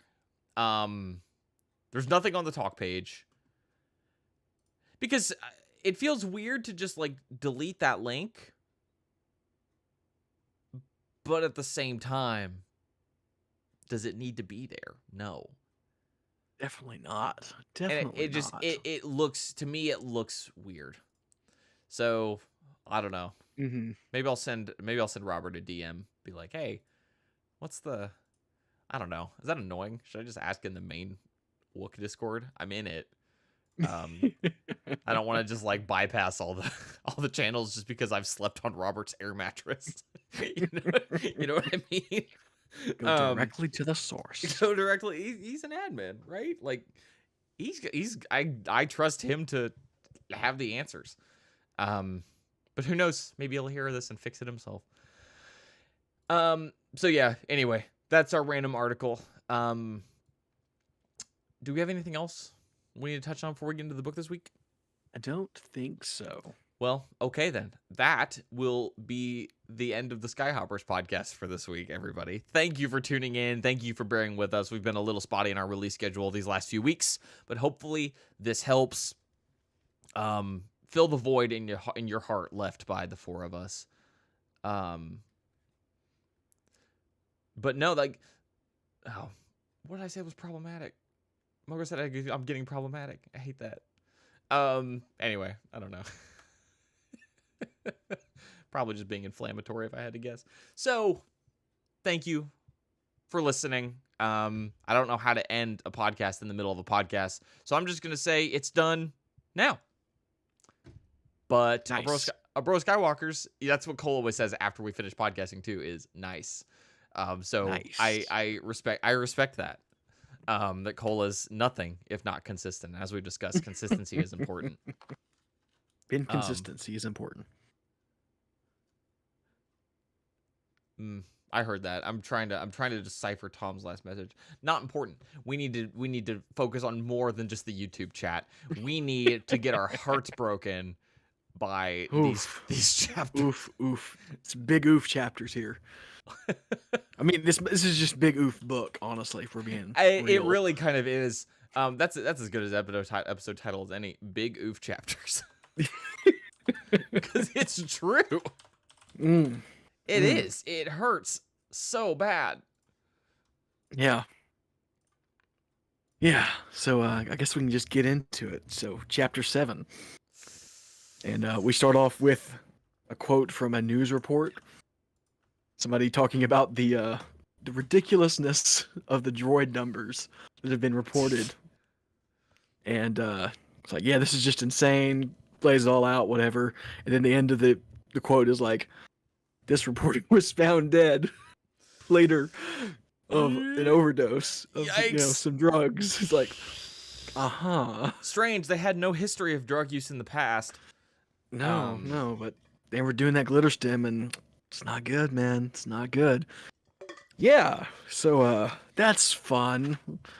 Assassinating reporters, that's cool. A Palpatine. Indicator of a healthy democratic society. Whenever absolutely reporters start getting killed. Yeah, when they start saying things they don't want them to say. Yeah, it's not great. It's not great. Yeah. And then we pick up on Mandalore. It is 995 days after Geonosis now, and it's about a month after the last chapter ish. Sure. So this book is covering a lot of ground. It is jumping temporally. so much, which is necessary, I assume. But and there was the one little hiccup we noticed with some events. It's like, I feel like you got ahead of yourself a little bit there, Karen Travis. But sure. It's okay. Sure. It's okay. It happens. It happens to the best of us. We understand what was intended to be there. Yes. So on Mandalore, we have Jusik and Gillamar are giving Fi some tests. He's still improving, even though right now it's like very small incremental improvements. Yeah. But they determine, like, at least physically, he's about 89-90% of what a healthy clone should be. Which, as they discuss, is like, what, 110% of a normal human? Yeah, like that's way better than a regular human. But Fi's like, yeah, but he's judging himself by what he used to be, not what average dude would be. Yeah, can you blame him? Like, I would. Yeah, I would do the same thing. I would do the same thing. Mm-hmm. It wouldn't necessarily make me feel any better to know that I am better than the average person that I already knew that I was better than physically. Yeah, but I was way better than the average. Exactly. Exactly. So he's still not satisfied with it, and because he's not satisfied, Jusik isn't satisfied. Recursive, unfortunate. Yeah. But they're still working on it, and now it's like very small improvements every time. But whereas before it was like, oh, you nearly see a change every single time. But now they have to use complicated sensors and advanced medical technology that Gillamar liberated from the Republic medical facilities, because they're not going to need it. The taxpayers already paid for it. It's whatever. It's a corrupt system. Whatever. Yeah. So things are looking pretty good, but they also talk about his brain damage. Like there's specific damage, to, like his frontal lobe, which is what's causing his, rage issues and also Right. his memory problems. So it's like, but they're hoping that with more advanced medical sensors, they'll be able to like target the problem, and Jusik is able to like basically whatever he imagines, like whatever he can like mentally interact with, is kind of what his force healing works, Yeah, which is and interesting. it was interesting to me. It veers a little too close to like the Force being a superpower kind of Hmm. thing. Not dangerously so, just a little too close because it just feels like I don't know though. I did like her. It wasn't like a mathematical scientific way that he was Hmm. like, "Oh, this is the way I do it and it's an exact science and I do it this way every time." It was still very much like a feeling like Hmm. so it definitely was still within the realms of acceptable to me. Yeah, yeah. So they're hoping with that maybe he'll be able to specifically target the brain problems and fix them. Hopefully that'll work out. Mhm. We'll see. We'll see how that shapes up. But like I said, despite all these significant improvements, Fi's not satisfied. But he asks Jusik to take him out for a night in the town, as it were, just so they can go hang out, Mhm. get out of the city, or get into the city, Yeah. go have some fun, because he's like feels like he's a burden on Parja. Poor guy. Yeah. Sad, sad, sad. But it's really good. It is good news, even if they're not happy about it. Mhm. It is. Not pain here yet.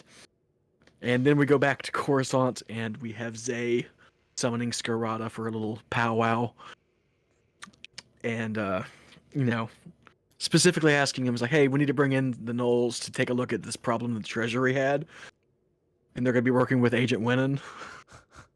And Scarada's like, "This smells like a trap. I don't like this one bit. This smells way too convenient and like very specific to all the people involved." Yeah. So, but obviously Cal can't say no I also because like that that he would be can't be suspicious. I also like that he can't be sure either. He's like it Exactly. could legit like it's either a incredibly devious trap or just truly like Zay's like Coincidence. Zay's just like these are These are the best probably people for the job. Or like what he thinks is most likely is that Zay doesn't know, but Republic intelligence right. sent the information over and wants this to happen. And they're setting a trap, and Zay is oblivious to it, which is probably the more likely scenario, at least in Sure. his brain. But Right. either way, he's like, it's probably some kind of trap. He didn't get this far in It life seems too without sketchy. assuming things were traps. Mm-hmm. Yeah, things not looking good. But they've got to deal with it however they're going to deal with it. So, and during this whole conversation, he drops a couple of bombshells on Zay, at least little bits of information that Zay didn't know about. One, that Cal has a daughter and that she's missing. Uh-huh. And then also that he adopted the Knolls formerly. Right. And both these things, Zay's like, oh, The had daughter no thing, idea. the daughter thing, I feel like is less concerning to him. Although I did Mhm. forget that we more or less learned her current fate, whereabouts in this chapter as Yes. well. Yeah, we get to that. But Turns that out that whole was maybe not the best bit of information to give him. yeah, but to knowing that, I can't imagine Zay is too happy to know that. Like there are no rules against adopting clones, Hmm. but to him, I think if I were Zay, knowing what I know about these null arcs, I might be like, oh, these guys are bad news. This is bad. Like they are no longer on our side, which I guess Zay is kind of already He's concerned already about. Yeah. he already at least suspects as much. So Yeah. that probably just gives him confirmation. Is okay, yeah. I need to get a lock on this probably, Hmm. even though he likes all of them, and it's like not like he thinks that they're bad, but he's also like they're definitely not 100%, in the know, as it were, or maybe No, they're too much in the know. and I think that's probably one of like a. I don't know. I have to wonder in a more traditional military structure if if this would have been allowed to happen. Mhm. You know, I think the Jedi are too. They have their dogma, they have their restrictions, but I think they're also kind of like, I am not going to deny another being happiness for no purpose Mhm. aside from regulation. So Zay is like, well, I guess it doesn't hurt anything to have them all speaking Mandoa constantly, to have them all, Mhm. like. But now it's like, Well, I it feel. was all like, baby steps, and like suddenly they're in Mandalore. And Exactly. like, how did I get here? Right, and then you look back and it's like, oh, yep, there, yeah, yeah, Yep, then yep. Now, that now too. I can see it. Yes, Hindsight, huh? right. But even Weird. then, I'll be curious to see.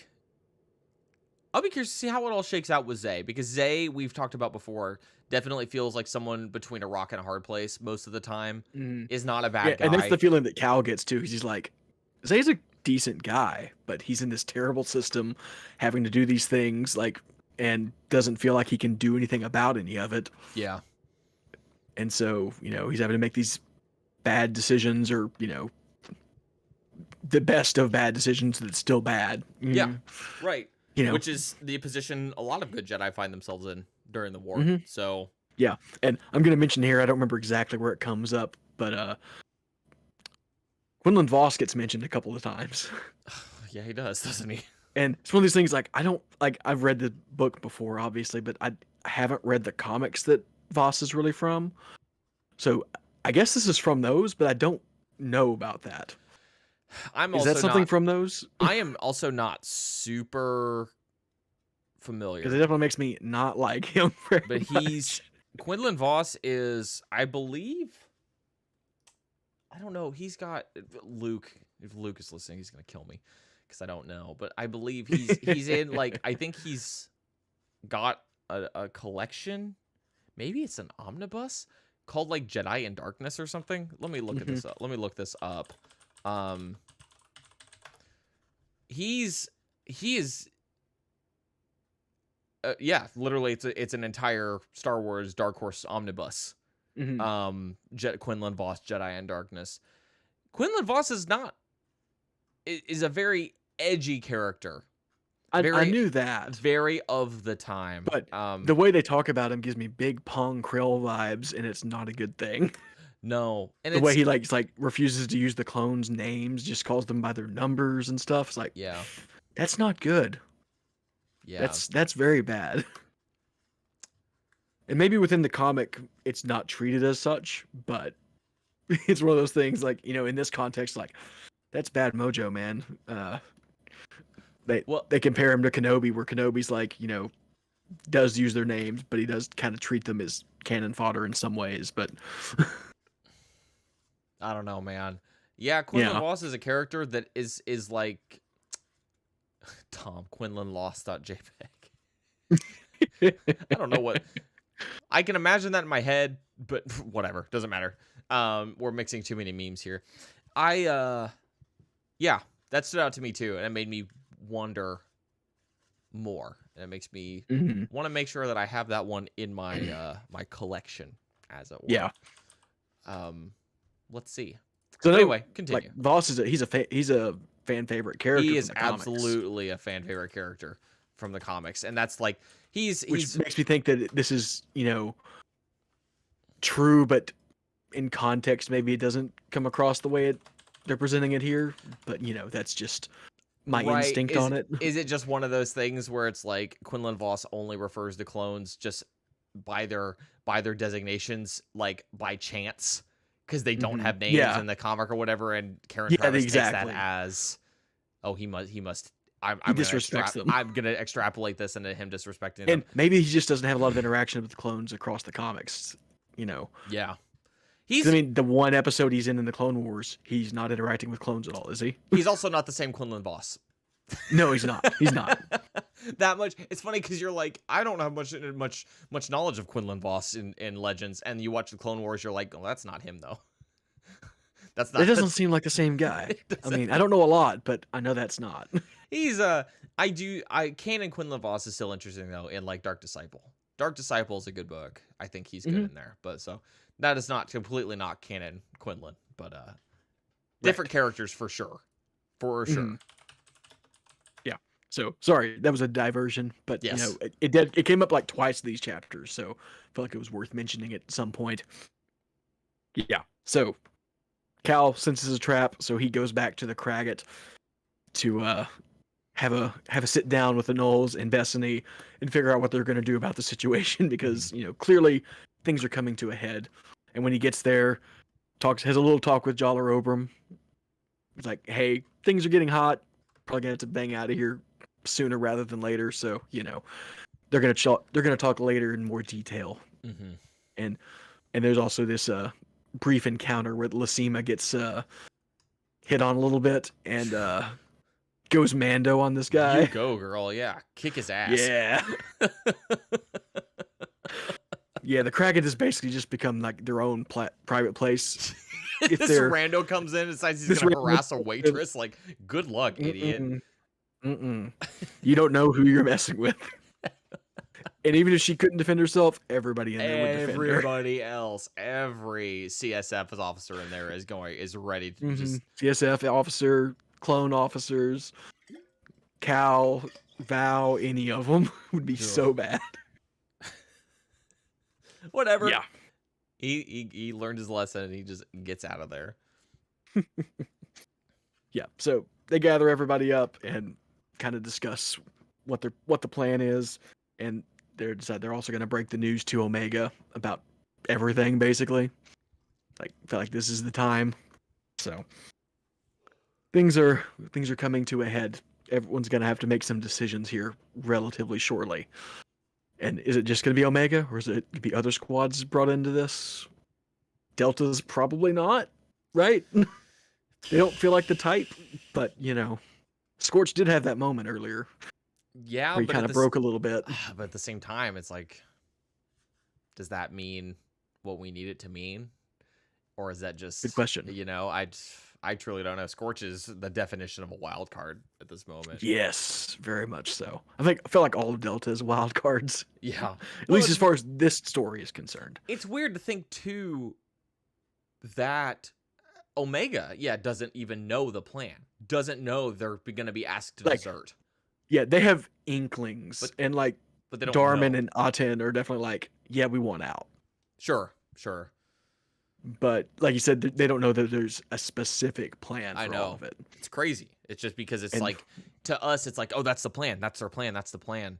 And I can tell you one thing. Omega's been in the dark. If I learned one thing from these chapters, it's that we cannot always trust that we understand how a given clone is going to react in a given situation. Faced with news. I feel like that's what we've been learning all book about these things. Yeah. Yeah.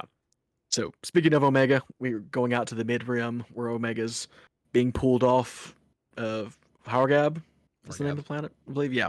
They're on some space station, taking some leave time before they're shipped back to Coruscant, because Delta and Omega are being pulled back to work on the Coruscant stuff because they have experience. Yep. Makes sense. Yeah. And Core's an extremely opinionated clone, isn't he? He is. He is like, this is the first book with him in official capacity, right? Yes. And it's like, she did not waste any time giving him personality. Mm-hmm. And I like that. I like that. Yeah. He gets to slot in and not feel like the new guy anymore. It's just like they just know him. They specifically call out, like, despite the fact that he was a regular clone, a white job, whatever they call him, and it's like, as soon as he got a taste of all the stuff, he came out of his shell, is his own guy, got his own stuff going on, very political. Like Etain calls him, he's very subversive, isn't he? Well, it's interesting too to think that, like, I believe this is commented on too. The fact that, like, oh, he was just a reg. They pull him out, suddenly he's this entirely different person. He's a person with thoughts, and it's like, well, what does that say about the other regs then? Exactly. Yeah. Like, any of them given the chance or their own person, flourish on their own terms. And the more freedom they're given, the more they come out of their shell, their clone armor, as it were. Right. So, yeah. yeah, so Core's really coming into his own. And this is also where we get this moment where they pull up a hologram of the galaxy, and like this is where the Republic forces are, and where all the Jedi are stationed. And it's like pretty crazy, right? They're all spread out, and they're like on Ooh, their own, and yeah. it's like, feels planned, doesn't it? Oh, it does. It does. And that's funny because, they're talking, like, having no idea what's about to happen. They're like, Mm-hmm. this is just weird. We need to just consolidate forces and, like, So, yeah, if we consolidate our forces and like focused on like single targets, we could overwhelm them and take them out easily. But we're spread thin everywhere, and so we're not making any headway anywhere. because you only need enough clones to overwhelm the Jedi, the individual Yep, Jedi that are stationed on each of these planets. yep. Just need enough clones there, and Jedi on their own, cut off in the middle of a war where their senses are not where they need to be.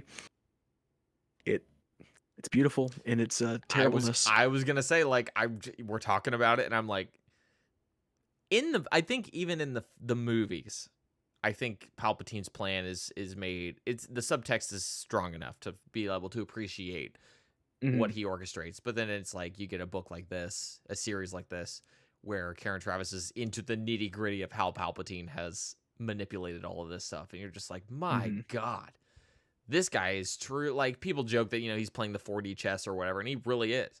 He's on a Hmm. completely different level than the entire rest of the galaxy, and it's just shocking to me every time I'm faced with it. Yeah. There's a section in the Revenge of the Sith novelization where it talks about the perfect Jedi trap. There's Yeah, like a whole section where it talks about it, and it's beautiful because it's laying all this basically the same thing out. Because it starts off talking about it as talking. I think it's using Grievous and Utapau and all that as the example of a Jedi trap. But then it's like, but that wasn't the trap we were talking about. We're talking about the Clone Wars themselves. They were the perfect Jedi trap. the whole war. Laying it all out. It's like all these little things. Like yeah, it was kind of perfect, wasn't it? And it worked just like it was supposed to.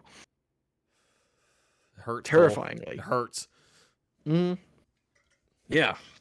In the book called Order 66, of course. Ugh. Mm, yeah. So, already mentioned Omega and Delta. They're shipping back to Coruscant, and in the meantime, they're having like a day of downtime before they ship back, so they can all get some rest because they haven't really had any, No. and especially after that last onslaught on Things got a Howgrab, little hairy. they all need a little bit of downtime to clear their heads, especially one Scorch. Yeah. But in the meantime, Etane's planning to have that sit down talk with Darman because that needs to happen as soon as possible, right? Unfortunately, yeah, it does. Right.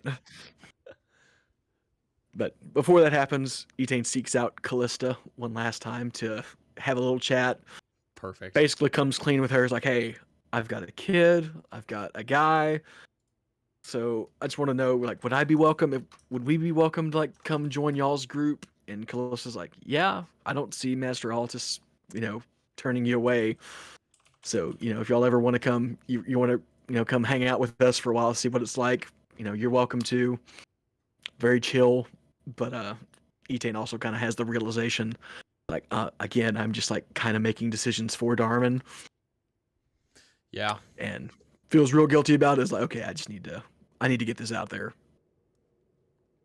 You need to take this, get this taken care of. It's hard too because So, you want to see her kind of succeed too, and that to her that is like the perfect, like, I can kind of leave the Jedi, say goodbye to some aspects of the Jedi Order, but like remain a Jedi, mhm, stay with Master Altus, and be kind of like be like a Luke Skywalker, where it's like you get to be everything that you are. You get to be a hero of the New Republic and like a fantastic pilot, but also a Jedi mhm. Master, and it's like Yeah, she would get to do something like that.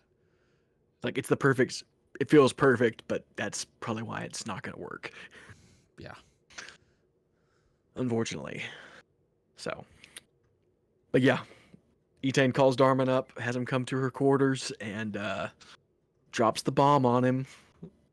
And it's incredibly awkward and terrible in every way you could possibly imagine. Oh, it's bad. It's so bad. It's so bad. It feels so real the way it happens. Yeah. Where she says it, and he's like misinterprets what she says, and because like he's draws the just worst conclusions, but then it's like, oh, the real conclusion is kind of the worst one. right. So that everybody, everyone knew. Basically, Mhm. everyone knew, but He's like, am I the Darwin. last one to know? He's like, well, no, but kinda. As far as like most Oh, people so just knew. me and the squad. Okay. Yeah, and well, it's hard too because it's like she even explains it's like we tried to do it for your own good. We didn't want to distract you in Mhm. the field where you could get hurt or killed. But he's not going to see it like that, obviously, in Mhm. that moment. And it's just it's hard. It's like you said, it's very kind of realistic in the way it happens. It's not this big like dramatic like how could you? He doesn't like explode or anything. He's just like He's I just need like shocked, not sure how to react, and is like, I need to go walk. I need to not be here right now. I need to not be here. I don't know. I don't I know, and I gotta go. I don't know. Mm, mm. It's messed up. And yeah, and that's where the first chapter here ends. Oh, and Etain like calls Cal, like, hey, I told Darman, so you probably should call Darman or be expecting Yeah. a call. Yeah, something. Yeah. Yeah. So chapter 8, our opening quote is from Gillimar, talking about or refuting claims that the clones, they don't suffer the way that normal people do from like fighting in a war because they don't know any better. It's like, no, no, no, no, no. That's not how this works. They might be able to stand up to it longer than ordinary men because they're pretty extraordinary, but they're still going to break down. And that's what we're Eventually, seeing. yeah. Yeah. That's what we're seeing. Like Scorch is, he's like the case study for that. It's like, oh, he seemed like he was well together and everything, but then No. snapped significantly, unfortunately. It's just getting I don't know. Like I understand why the movies obviously don't do this. Like there's just too much, right? Too many Mhm. other dramatic big things happening going on. But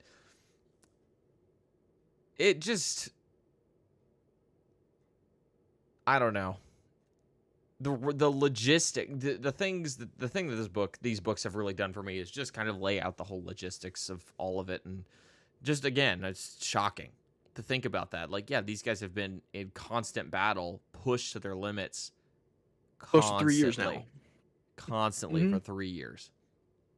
Yeah, I mean, I don't know Most how of them you don't get any kind of leave or anything. no. It's just it's not right, and it's I'm very curious to see how Order 66 actually goes down and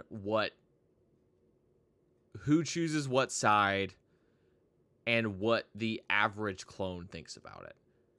Hmm. Because I'm hoping that Order 66 happens maybe like 3/4 of the way through the book or something, so Hmm. that we have some time to deal with the fallout of it, which I'm assuming Right. we probably do, but I don't know. But And we also have a whole other book to we do. deal with the fallout of it. I guess you're right. But I don't know. And honestly, I don't remember exactly when it all happens. So, I've been very careful to not touch that book. Touch it, period. mhm. Because I don't want to know who's in it. I don't want to know anything.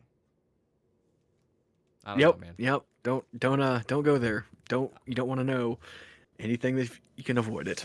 Nope. Make the pain as real as possible when it happens. All right, so chapter 8 proper basically picks up immediately afterwards. Dar is taking it all very hard, obviously, but he's taking it back to the squad, told them what's going on, and it's like Joel doesn't really know what to do about it. And Etain and Cal have both reached out trying to talk to him, but he's just ignoring the He's like, calls. I'm not doing that right now. He's like, I can't. I gotta get something straight in my head before any of this goes down. Sure. But the biggest betrayal in his mind is Cal, because he's like, that was his dad, that was father Cal Buer, and he it's lied hard. to him. It's hard too because it's like he can even kind of forgive Etain in that moment where he's like, "Oh, okay, I see it." But what do you say? Like she wasn't his world. She's never been his world like Cal was. this rock, this foundation that Cal's always been. Right. She's never been that, and Cal is that, and now he doesn't Suddenly know. that's been shaken. Yeah, he doesn't know who to trust. Mm-hmm. So it's not good. He's definitely shook up about the whole thing. Doesn't know what to do. The squad's trying to support him. That it's nice that Core's basically he's like silent the whole time. He's like, hey, I'm the talkative, complainer, whatever, but I know when to shut up and Right. just let this be. I don't have anything constructive to add to this, unfortunately. No. And Nine or Naughten are trying to be supportive and do what's right, and they're like asking him like, hey, do you even want the kid? And Dormer's like, no, yeah, definitely, but don't know how to react to the whole situation. I was gonna say, like, it seems like for him, it's not even the kid. No, it's the lying, it's the deceit. Yeah, it's the problem. Yeah. So, it's rough. It's rough. So back on Coruscant, picking up with Scorch, as we've been talking about a good bit here, and he interrupts Val doing a training demonstration with some of the clones. These training sounded nasty. Extremely painful. Yeah, it did not sound good. Some kind of grip to the nether regions is what it sounded like. That made a clone squeal. Real bad. I did not into that at all. Sounded real bad. Sounds bad. But Scorch interrupts him. He's like, hey, we've been summoned to Zay's office on the double. So Val signs off and has all the other clones. He's like, hey, y'all be practicing. And he does the classic, it's like, you understand? They're like, yes, Sarge. Like, I couldn't hear that. It's funny too, because presumably most of their most of their opponents will be droids, and if we're watching like Clone Wars or whatever, that's true, but it almost feels like they've spent as much time, if not more time. They have. These clones have definitely spent more time fighting like biological separatists. Wets. Yeah, like not even for sure droids. That's funny. I'd never put that together. Mm-hmm. Have we even have they fought battle droids? They fought battle droids in the first book, for sure. Right. But since then, no. Since then, not really. I'm sure there's been like a little bit here and there, but definitely not very much. He said most of the time it's people, because that's what they're doing, commando stuff. You're right. That makes not the makes frontline soldiers. You're right. That makes sense. They're going to be fighting, hitting like soft targets and stuff and that sort of thing. Yeah. So Delta and Val in Zay's office for a very secret meeting. He's like, hey, none of what we're saying here leaves this office. Our ears only. And he's asking Val and Delta to spy on Scarada and co, because not sure they can be trusted. So truth comes out. Zay's totally in on whatever it is. Knows something fishy. He's like, and he admits, he's like, I don't think Cal's doing anything nefarious, really, but I feel like he might be inadvertently hurting the war effort in some way, right? Or his side activities are having some kind of impact that maybe even he doesn't realize. Yeah, and it's like, I do kind of respect that Zay is like, look, I don't think he's a traitor. I'm not calling him a traitor. Of course, Val, like, I'm aware that he's skimming off the budget and like doing all this other extracurricular stuff, and I don't know where the Knolls are, like, basically ever, but it's all for the greater good, I'm pretty sure. So I'm not really worried about it, but I just, there's been some things happen with the treasury stuff. He's like, I'm really just trying to sort that out, make sure there's nothing fishy going on. So I need you guys to do it. And I love that Val's very like stone-faced, like, you got to tell me exactly what you want. I'm not gonna interpret any of this. You tell me exactly what you want me to do. Because he knows what he wants him to do, but he wants him to say. Yeah, he knows, but he's like, I want you to say it. I'm gonna make you be explicit about exactly what you want. And of course, we find out later why he wants him to say it directly, because he's recording all of it. Yes. Smart Val. So so wants him to spy on him. It's like, hey, if he's aiding the enemy in any way, directly or indirectly, I need you to report on it.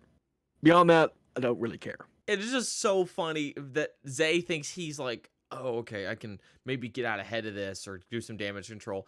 He has completely lost control of these Mandalorians. Like, it is, Oh yes, yeah, Val goes right to Cal, right? He's immediately can you believe this they guy? leave, and he's just like straight to Cal, plays him the recording of the whole meeting. That's what I mean. Is like these two are not friends. They are not friends. But They're comrades. I mean, yeah, Weirdly, far be it for in a matter of like, I don't know. Because part of me was gonna say like, far be it from a Mandalorian to side with the Republic over another Mandalorian, but I'm like, I guess maybe it depends on who's paying more. So, yeah, it's not entirely and that's accurate. what Val says. He's like, hey, Cal's not a traitor. Mandalorians, we're good for our word on this kind of stuff. Right. He's like, I'm nearly positive nothing nefarious is going on, but I'll do what you say. If I'll report if there's any activity that's helping the enemy. Yeah. Specific wording. The enemy. Yes. And so he's like, okay, we'll do it. And then when they leave, he immediately tells Delta's like, hey, this is just a me thing. You guys stay out of this completely. Y'all are still under Etane's command unless she gets taken out of command or leaves or whatever. Y'all are still her people. You stay out of my way. Right. All me. And of course, like we say, he goes straight to Cal. Right. Tells him everything. And in this meeting, we also had Zay reveal that he found Rusan. He looked it up after Cal told her about him, and turns out she's in Republic prison. Yep. And is a prisoner of war. She's a separatist. She was a separatist. So that's another part of the reason he's like, oh, maybe he's being manipulated or trying to help her. Right. So, okay. Not unreasonable, honestly. It's like again, it's one of those things. You don't hate Zay for doing this. No, it makes sense. Like, especially, if he's not wrong. No. He just doesn't. He doesn't have the full picture. Like, no, Cal doesn't know she's in a war camp, right? No, not until Val tells him. Yeah, exactly. So like, but again, Zay doesn't know what he's doing. It's funny. It's one of those things like he's mad at Zay for not telling him about it, but also if he hadn't told him, he would never had that information. But would he have even found her at that point? It's one of those things. I don't know, like the circular logic on that. Right. Where does it end? Yeah. Where does it begin and where does it end? I mean, presumably the Knowles would have been able to track her down wherever she was, but inadvertently he found her quicker because he told Zay about it. Weirdly enough, but yeah. So like I said, Val goes straight to Cal, and they're in this underground reservoir on Coruscant, where they've parked their submersible ship and are preparing it for their rapid exit, which is pretty cool. Yeah, I thought that was pretty funny. They parked it in a septic tank. Mm-hmm. That was basically what I imagined. Basically, that's the gist of it, at least. Yeah. So Cal's a little bit upset, but also like, okay, well, this definitely tells us that this whole treasury thing is definitely a setup of some sort. Gives us some idea of what we're looking for. And Val's promise to report on Cal if he does anything with the enemy was specifically referring to the Death Watch, because that's the only people that Val even considers the enemy. Yeah. It's like, so he's like, if you ever associate with Death Watch, I will definitely tell Zay about it. I love that Cal's like, do I even know anybody from the Death Watch? He's like, no, probably not. But it's funny. It's funny. Yep. Very, very good. So they're having to gather everybody together again because Delta and Omega are on their way to Coruscant. The Knowles are all there. Bethany's there. Everybody's coming together. And they all assemble and kind of have to lay out what the plan is now, because there's a lot of stuff going on at this point. Things have gone awry in a few places. Yeah. But once they lay it all out, like, okay, kind of got a handle on what's going on now. Because what they need to do, they've already gathered up a ton of information on cloning, like all basically public information or even like private information they've been able to amass. Just a huge database on cloning. So whenever they liberate Dr. Uthan, they have a huge database for her to work with to Yeah. hopefully be able to crack the cloning problem. It's funny, there's so much going on that you forget that Uthan is even It's on the table. She's not touched on in these chapters, and it's like she might as well not exist. Yeah, they just mentioned like, okay, we got to break her out of jail, and at the same time, we're gonna get Rusan out. It's like crack them both out at the same time to hopefully limit the, well, they're both targets. That would make sense. I don't like where that thread leads. Breaking Rusan out of I think it's bad. I don't like where that leads because Cal's obviously like, she's my daughter, doesn't see the battle lines. Zay, the Republic, will see the Mandalorians and presumably the Null Arcs breaking out a separatist prisoner of war. Yeah, there's a lot that could go wrong there, I feel like. Yeah, not good. Unfortunately. Not good. And now that they've got the Treasury all kind of spooked and worried about stuff, instead of tracking the money, they're going to be tracking the supply chains for KDY and Sparty, trying to figure out where their information or where their logistics of stuff is going to hopefully continue nailing down the time frame and when specifically all this material is going to be coming into play. So that's what they need to work on, and they're going to get out from under the whole Treasury situation, hopefully. And they do basically. Kind of. Oh, and then at the very end of this chapter, we have Jang dropping the bombshell, the good bombshell. It's like, oh, let me tell you about our funding, as it were. Oh yeah, my God. He's like, our current bank account balance is sitting at just over 1 trillion credits. That's. This is one of those things I remember from these book series every time, and it just cracks me up every time. And they're all just like, what? What? Like, Excuse me? I love Scarlett. Like, I know I'm getting old, but did you say what I think you said? And I love the explanation too. It makes so much sense. Whereas he's got his program that just went through the entire banking system of the Republic and just skimmed like a credit or a half a credit off of everyone's account. It's just Office Space. Have you ever seen Office Space? Yeah. It's just embezzling. And suddenly they're trillionaires. At a time. Yeah. Now, I guess. Okay, I was gonna say the way it's simplified is being like basically he goes over the Bank of the Republic, and it's like, well, there has to be more than one bank, but if he can do it to one bank, they mentioned something about the way that the systems are set up, like they're all connected in some ways, and so it was able just to like go through It was even like a surprise to Jang. He introduced it to like, I guess like probably one of like the main banks or whatever, and because all the banks have this connection, it just wormed its way everywhere. And suddenly I just imagine him checking and be like, oh my God, oh my, this is unreal. Truly unreal. And then he's like, and it's all been laundered and invested, and so you want to know how much we're making off interest with 1 trillion credits? My God. I love the Cal's like, no, I can't. I don't know if I can handle another like, huge number like you just gave me. What do you even do? I don't know. I guess if he's... Well, like I said, it gives him a war chest, a real proper... They can do a lot with that kind of money. And hopefully put it to good use. Like buy a fleet? Yeah. Get some... Or, buy a moon to settle all the clones on. Hey, I read Courtship of Princess Leia. Moon is not 1 trillion credits. But... It's true. I guess it depends. I guess it depends on what moon. Yeah. Got a bunch of nasty... witches and Rangors.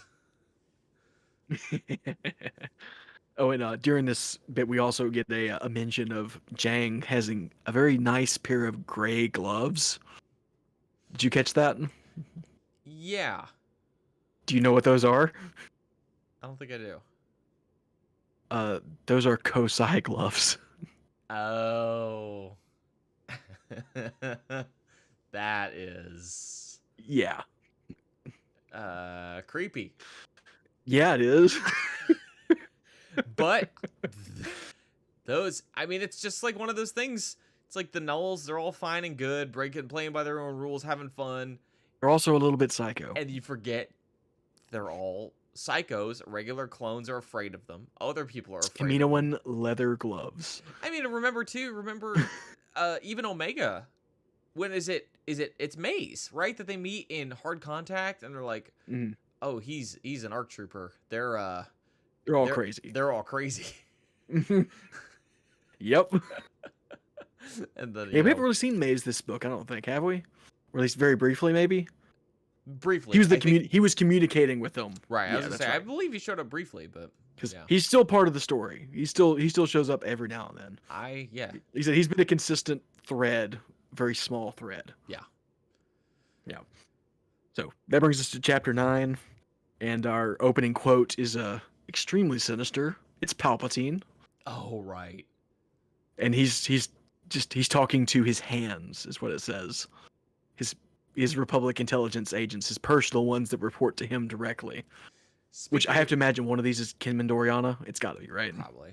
Speaking of hands, something funny happened at the gym. I think I told you about getting Rogue One to sync up perfectly. Yes, you did. Well, the Winter Storm, I believe, is called Winter Storm that you're experiencing. I believe is called Winter Storm Mara. Is that correct?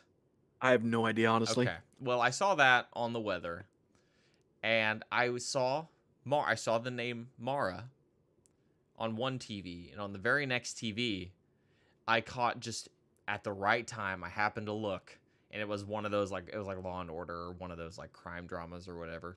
Mm-hmm. And the caption read, "Homicidal Redhead," and I'm like, oh, these are the same thing. It all makes sense now. It all makes sense. Mara, Homicidal Redhead. It all tracks.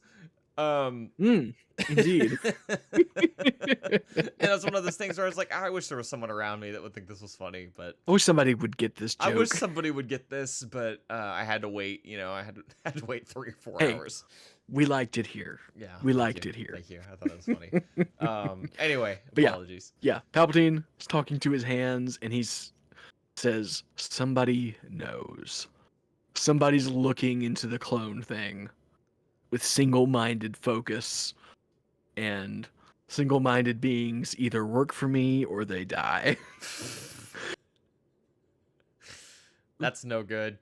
Yeah, he's like, I don't know who it is, but somebody is getting close to the truth. And he even mentions, he's like, it's the information's out there. There's no way that we could bury it completely, but we've buried it in this, like, all this public information that's out there.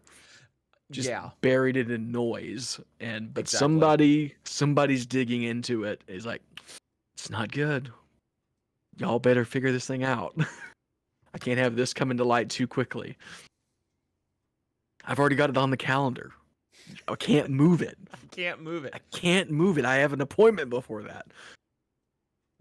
That is funny to think about. If Palpatine had it although I don't know. You have Palpatine's day planner, and he's like, kill the Jedi Council at 3. Anakin turns the dark side at 4. Yeah.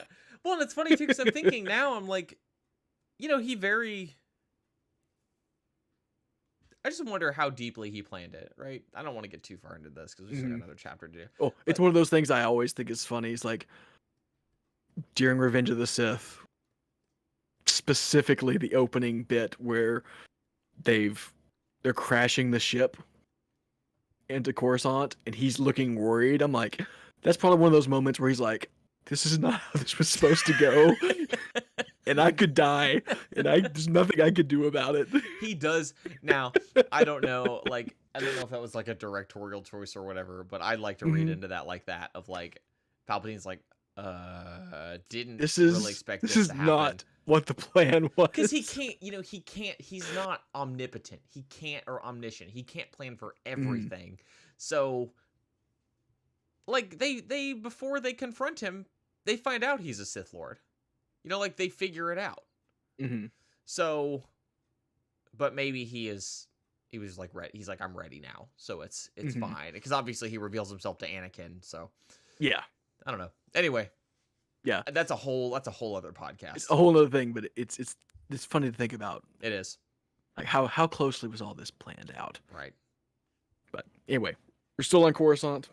We're at the Treasury now, and we get a little bit of drama here, though it's kind of anticlimactic, really. Yeah. With they're doing an audit. I don't even know exactly. They lock everything down at the Treasury, and they're just looking at everybody's stuff, seeing if anyone's doing anything shady. Mhm. Republic intelligence is there, and they've got Jang running his program, and of course he does all this stuff. And he's like, "Oh yeah, here's the leak. I found it. This is where the thing came in," and just like, yeah, just do this, solve the problem. No big deal. And then just casually gets permission to hack into KDY and just insert more viruses everywhere and got permission to do it. Yeah. So smooth. Just and Bethany's Jang, like, so what are smooth. you doing? You're supposed to be getting out of this. He's like, I think it's gonna be fine. It's fine. They trust me now. I figured it out. I figured out their leak. Always double down. Right, and of course they don't. I mean, they don't need the info source anymore because they have like they have enough info. I think to just be like, yeah, we have enough. Mm-hmm. The KDY stuff will be useful, but as far as cloning goes and like the Republic buying clones, we're good on that front. Yeah, we're good on that front. Yeah, we need the shipping information basically. Yeah. So we need to hack into KDY anyway. Might as well do it on Republic time. Do it with their permission, so I can't get in trouble for it. Just so brazen. I love it, and it's all from like Bethany's point of view. She's like, "Oh my gosh, I can't believe he's just asking to do this, and they're saying yes. What is wrong with these people? They're all crazy. The Knolls are all crazy. Double down, all like crazy. You said. When in doubt, just double down. Double down. They'll never expect it. But unfortunately, they don't quite get away scot-free because, despite the fact that they found the problem, quote unquote, Joka got caught red-handed, seemingly for exactly what Bethany was doing. I don't know if like they found the problem and just pinned it on her, or it's unclear. I also thought that was a little unclear. That like Bethany, like the point of that was, I think Bethany's was meant to feel bad for Joka, and I think that was kind. And Jang's like, hey, I don't know, it wasn't us. Well, I think really what it was maybe is that Joka, like, because Bethany kind of told her about some of it, right? And maybe she was just looking into it on her own and possibly got caught, whereas Bethany didn't get caught. Right. Yeah, I don't know. Because she had Knolls, covering her tracks. Yeah. I don't know. Whereas Joka's just, doing her job as well as she can, but looking into this stuff when she shouldn't be. Mm-hmm. Yeah. I don't know. That's an interesting point. Yeah, and I feel like we'll probably get answers on like why and how that happened, hopefully. But I don't remember specifically. Hopefully. But at least it seems like right now that Bethany's like, well, kind of got me out of trouble, but it also kind of puts a spotlight on stuff they don't want. So kind of an awkward situation. Bad for a few different reasons. Yeah. And poor Bethany's like, oh, collateral damage. It happens, unfortunately. May have to live with a problem there. And it's not something that they can get out of because it's like domestic security is handling it. Right. They can't not CSF. Jowler, so they can't. It's like, oh, that's above our pay grade. We can't do anything about that. It's unfortunate. So Dar and Omega finally got to Coruscant and just waiting to get called because they figured they'd be deployed basically immediately, but they've just been waiting.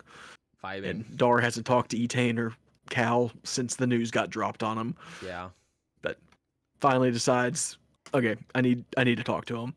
Calls Cal, and within like 20-30 minutes, Cal's over there, and they talk it out. And at first, like, they talk it out, and Dar's mad, and Cal like takes full responsibility for everything. He's like, hey, I forced Etane into all this. I made the decisions. I made the mistakes. Don't blame any of it on her. And Nora's mad, but it seems like it's okay. But then Cal also just goes into everything. He's like, come completely clean about the whole operation. They're gonna desert. They've got the clone aging thing. Like that's a problem that they're really trying to fix. They have a good handle on at least, a ton of information about it, and it's probably gonna get fixed. And all of this coming out kind of breaks Dar, unfortunately. He's like, you've been lying to me about all this stuff. All of it. I don't know if I can ever trust you with anything ever again. And he just kind of goes berserk on him. Beats him to a pulp. Brutal. Yeah. One of those things where if I hadn't, made the mistake of visiting Cal Scarata's Wikipedia page, I might have been concerned for his life in that moment. Uh-huh. But there's nothing that really indicates that. And it's pretty, I mean, it's not like Karen is like, oh yeah, then Darman stands over his lifeless body or whatever, like his unmoving body, and you're like, oh my god, raises his vibro knife gauntlet. Yeah, it's like but thankfully he's just he recovers air quotes quickly. Mm-hmm. And Val's like keeping all the rest of the squads off of him, like, hey, they need to settle this needs to happen. And after he's beaten Scarata to a pulp, he's like kind of just like in shock, like, what have I done? I can't believe I did that. This is my father. What did I do? And Cal, being the good father that he is like, hey, it's okay. It's all good. And just hugs him. Bloody, like, nuts. Only on Mandalore. Nowhere else can you beat the living tar out of your father and have him like, hey, I deserve that. That's all right. I deserve that. I asked for that. Just it's like oh my gosh, just brutal. But thankfully they hug it out, and it seems like it's okay. Yeah. So maybe it's okay, but that's where we leave it. So we don't know for sure. I think it probably is. I think because Darman said it himself. The issue came down to Cal. Mm-hmm. And now maybe he's in more of a position to talk to Cal about it and try to understand. And any of the blame kind of got lifted from Etane. Right. So hopefully they can make amends and be cool about the whole thing. For as long as she's still around. Yeah, I know. For this, however long we've got, like a couple months maybe. I'm afraid we're going to hit it in this reading. I'm afraid I'm going to have to read it tonight, honestly. I honestly don't, like I said, I honestly don't remember, so I don't know. Hate it. God. Yeah. So, well, like I said, lots of pain, lots of suffering this chapter. Yeah, it was bad. It was, I mean, very good, very obviously very good, very compelling. It's starting to get bad, and I'm kind of at the point. Because this, I don't know, True Colors was really good. This one I think will probably end up being my favorite to date. These books have only gotten better, I think, as we've gone through them. I am left wondering where the next book will fall in my ranking. Because I feel like it's going to be hard to top this one in terms of emotional impact after especially in a book that is part of a story that's unfinished, that was never finished. Yeah. So I'm not that I'm worried that it's not going to be good, but I do have concerns about this book because the Imperial Commando 501st, whatever it's called, because it feels like this book is going to wrap up one story, we move into another one, and that story just is getting off the ground when Karen Travis got mad. Yeah. So, and like I say, you do kind of get some bookend stuff in Legacy of the Force. Okay. Which is it's nice in some ways, because like, okay, there is a little bit of closure there, even if you don't get specifics in a lot of cases. But yeah, but we definitely got quite a bit of interesting stuff to get through yet. What are we reading next time? So next time we've got Uh, 10 through 14. Okay. Pretty bummed that even though that sounds like a long reading, you said our longest reading was them like on Hargab or whatever, and I'm like, Mm-hmm. that was a good chapter, good reading, but like I know this isn't the longest reading we have. Mm-hmm. And I'm just gonna it's gonna make me mad. But Yeah, unfortunately. I don't know. Good book is good. I don't want to burn through it too fast, I guess. So having some time to spend with it and ruminate is nice. I won't lie. Mm-hmm. But until next time, Cole, where can people find you floating around the internet these days? I'm at Mandowraith, wherever you want to find me on the internet. And I'm on the Skyhoppers whenever we manage to record that. Yeah. I am not many places on the internet. I am here. This podcast is on Twitter at Obroa-Skai Pod. That's for now, while Twitter exists, Cole tweets the link to the live stream every week, so you can follow us there and get notified whenever we are live streaming. Where in theory, we record on Mondays. We've been recording on Wednesdays. Who God only knows. Maybe you should follow us over there or subscribe to us on YouTube. Find us. You can watch. I mean, as of right now, if you were here watching this episode, I've been very busy. Last episode hasn't even been edited yet. You can go to YouTube and watch the episode, listen to the episode right now. Just do it. But of course, I mean, by this point, by the time you're hearing that, time. Yeah. Time will pass is all I'm gonna say, and hope it gets my point across. You can also email us at broskywalkers@gmail.com. Honestly, I'd love to see more emails like Torches that we got today. Just the kind of like, I ran across this funny thing in Legends and I wanted to share. Doesn't have to be a long, drawn out email. Doesn't have to be groundbreaking or revelatory in any way. Just a fun little thing you noticed. Because, I mean, what are we if not the podcast for fun little things you notice through Legends, right? That's why we're here. But that said, until next time, library patrons, please make your final selections. The library closes in 20 minutes. Nice. I am so tired. I am so tired, and I'm mad because I want to read, and I'm afraid that I'm not going to be able to read that much.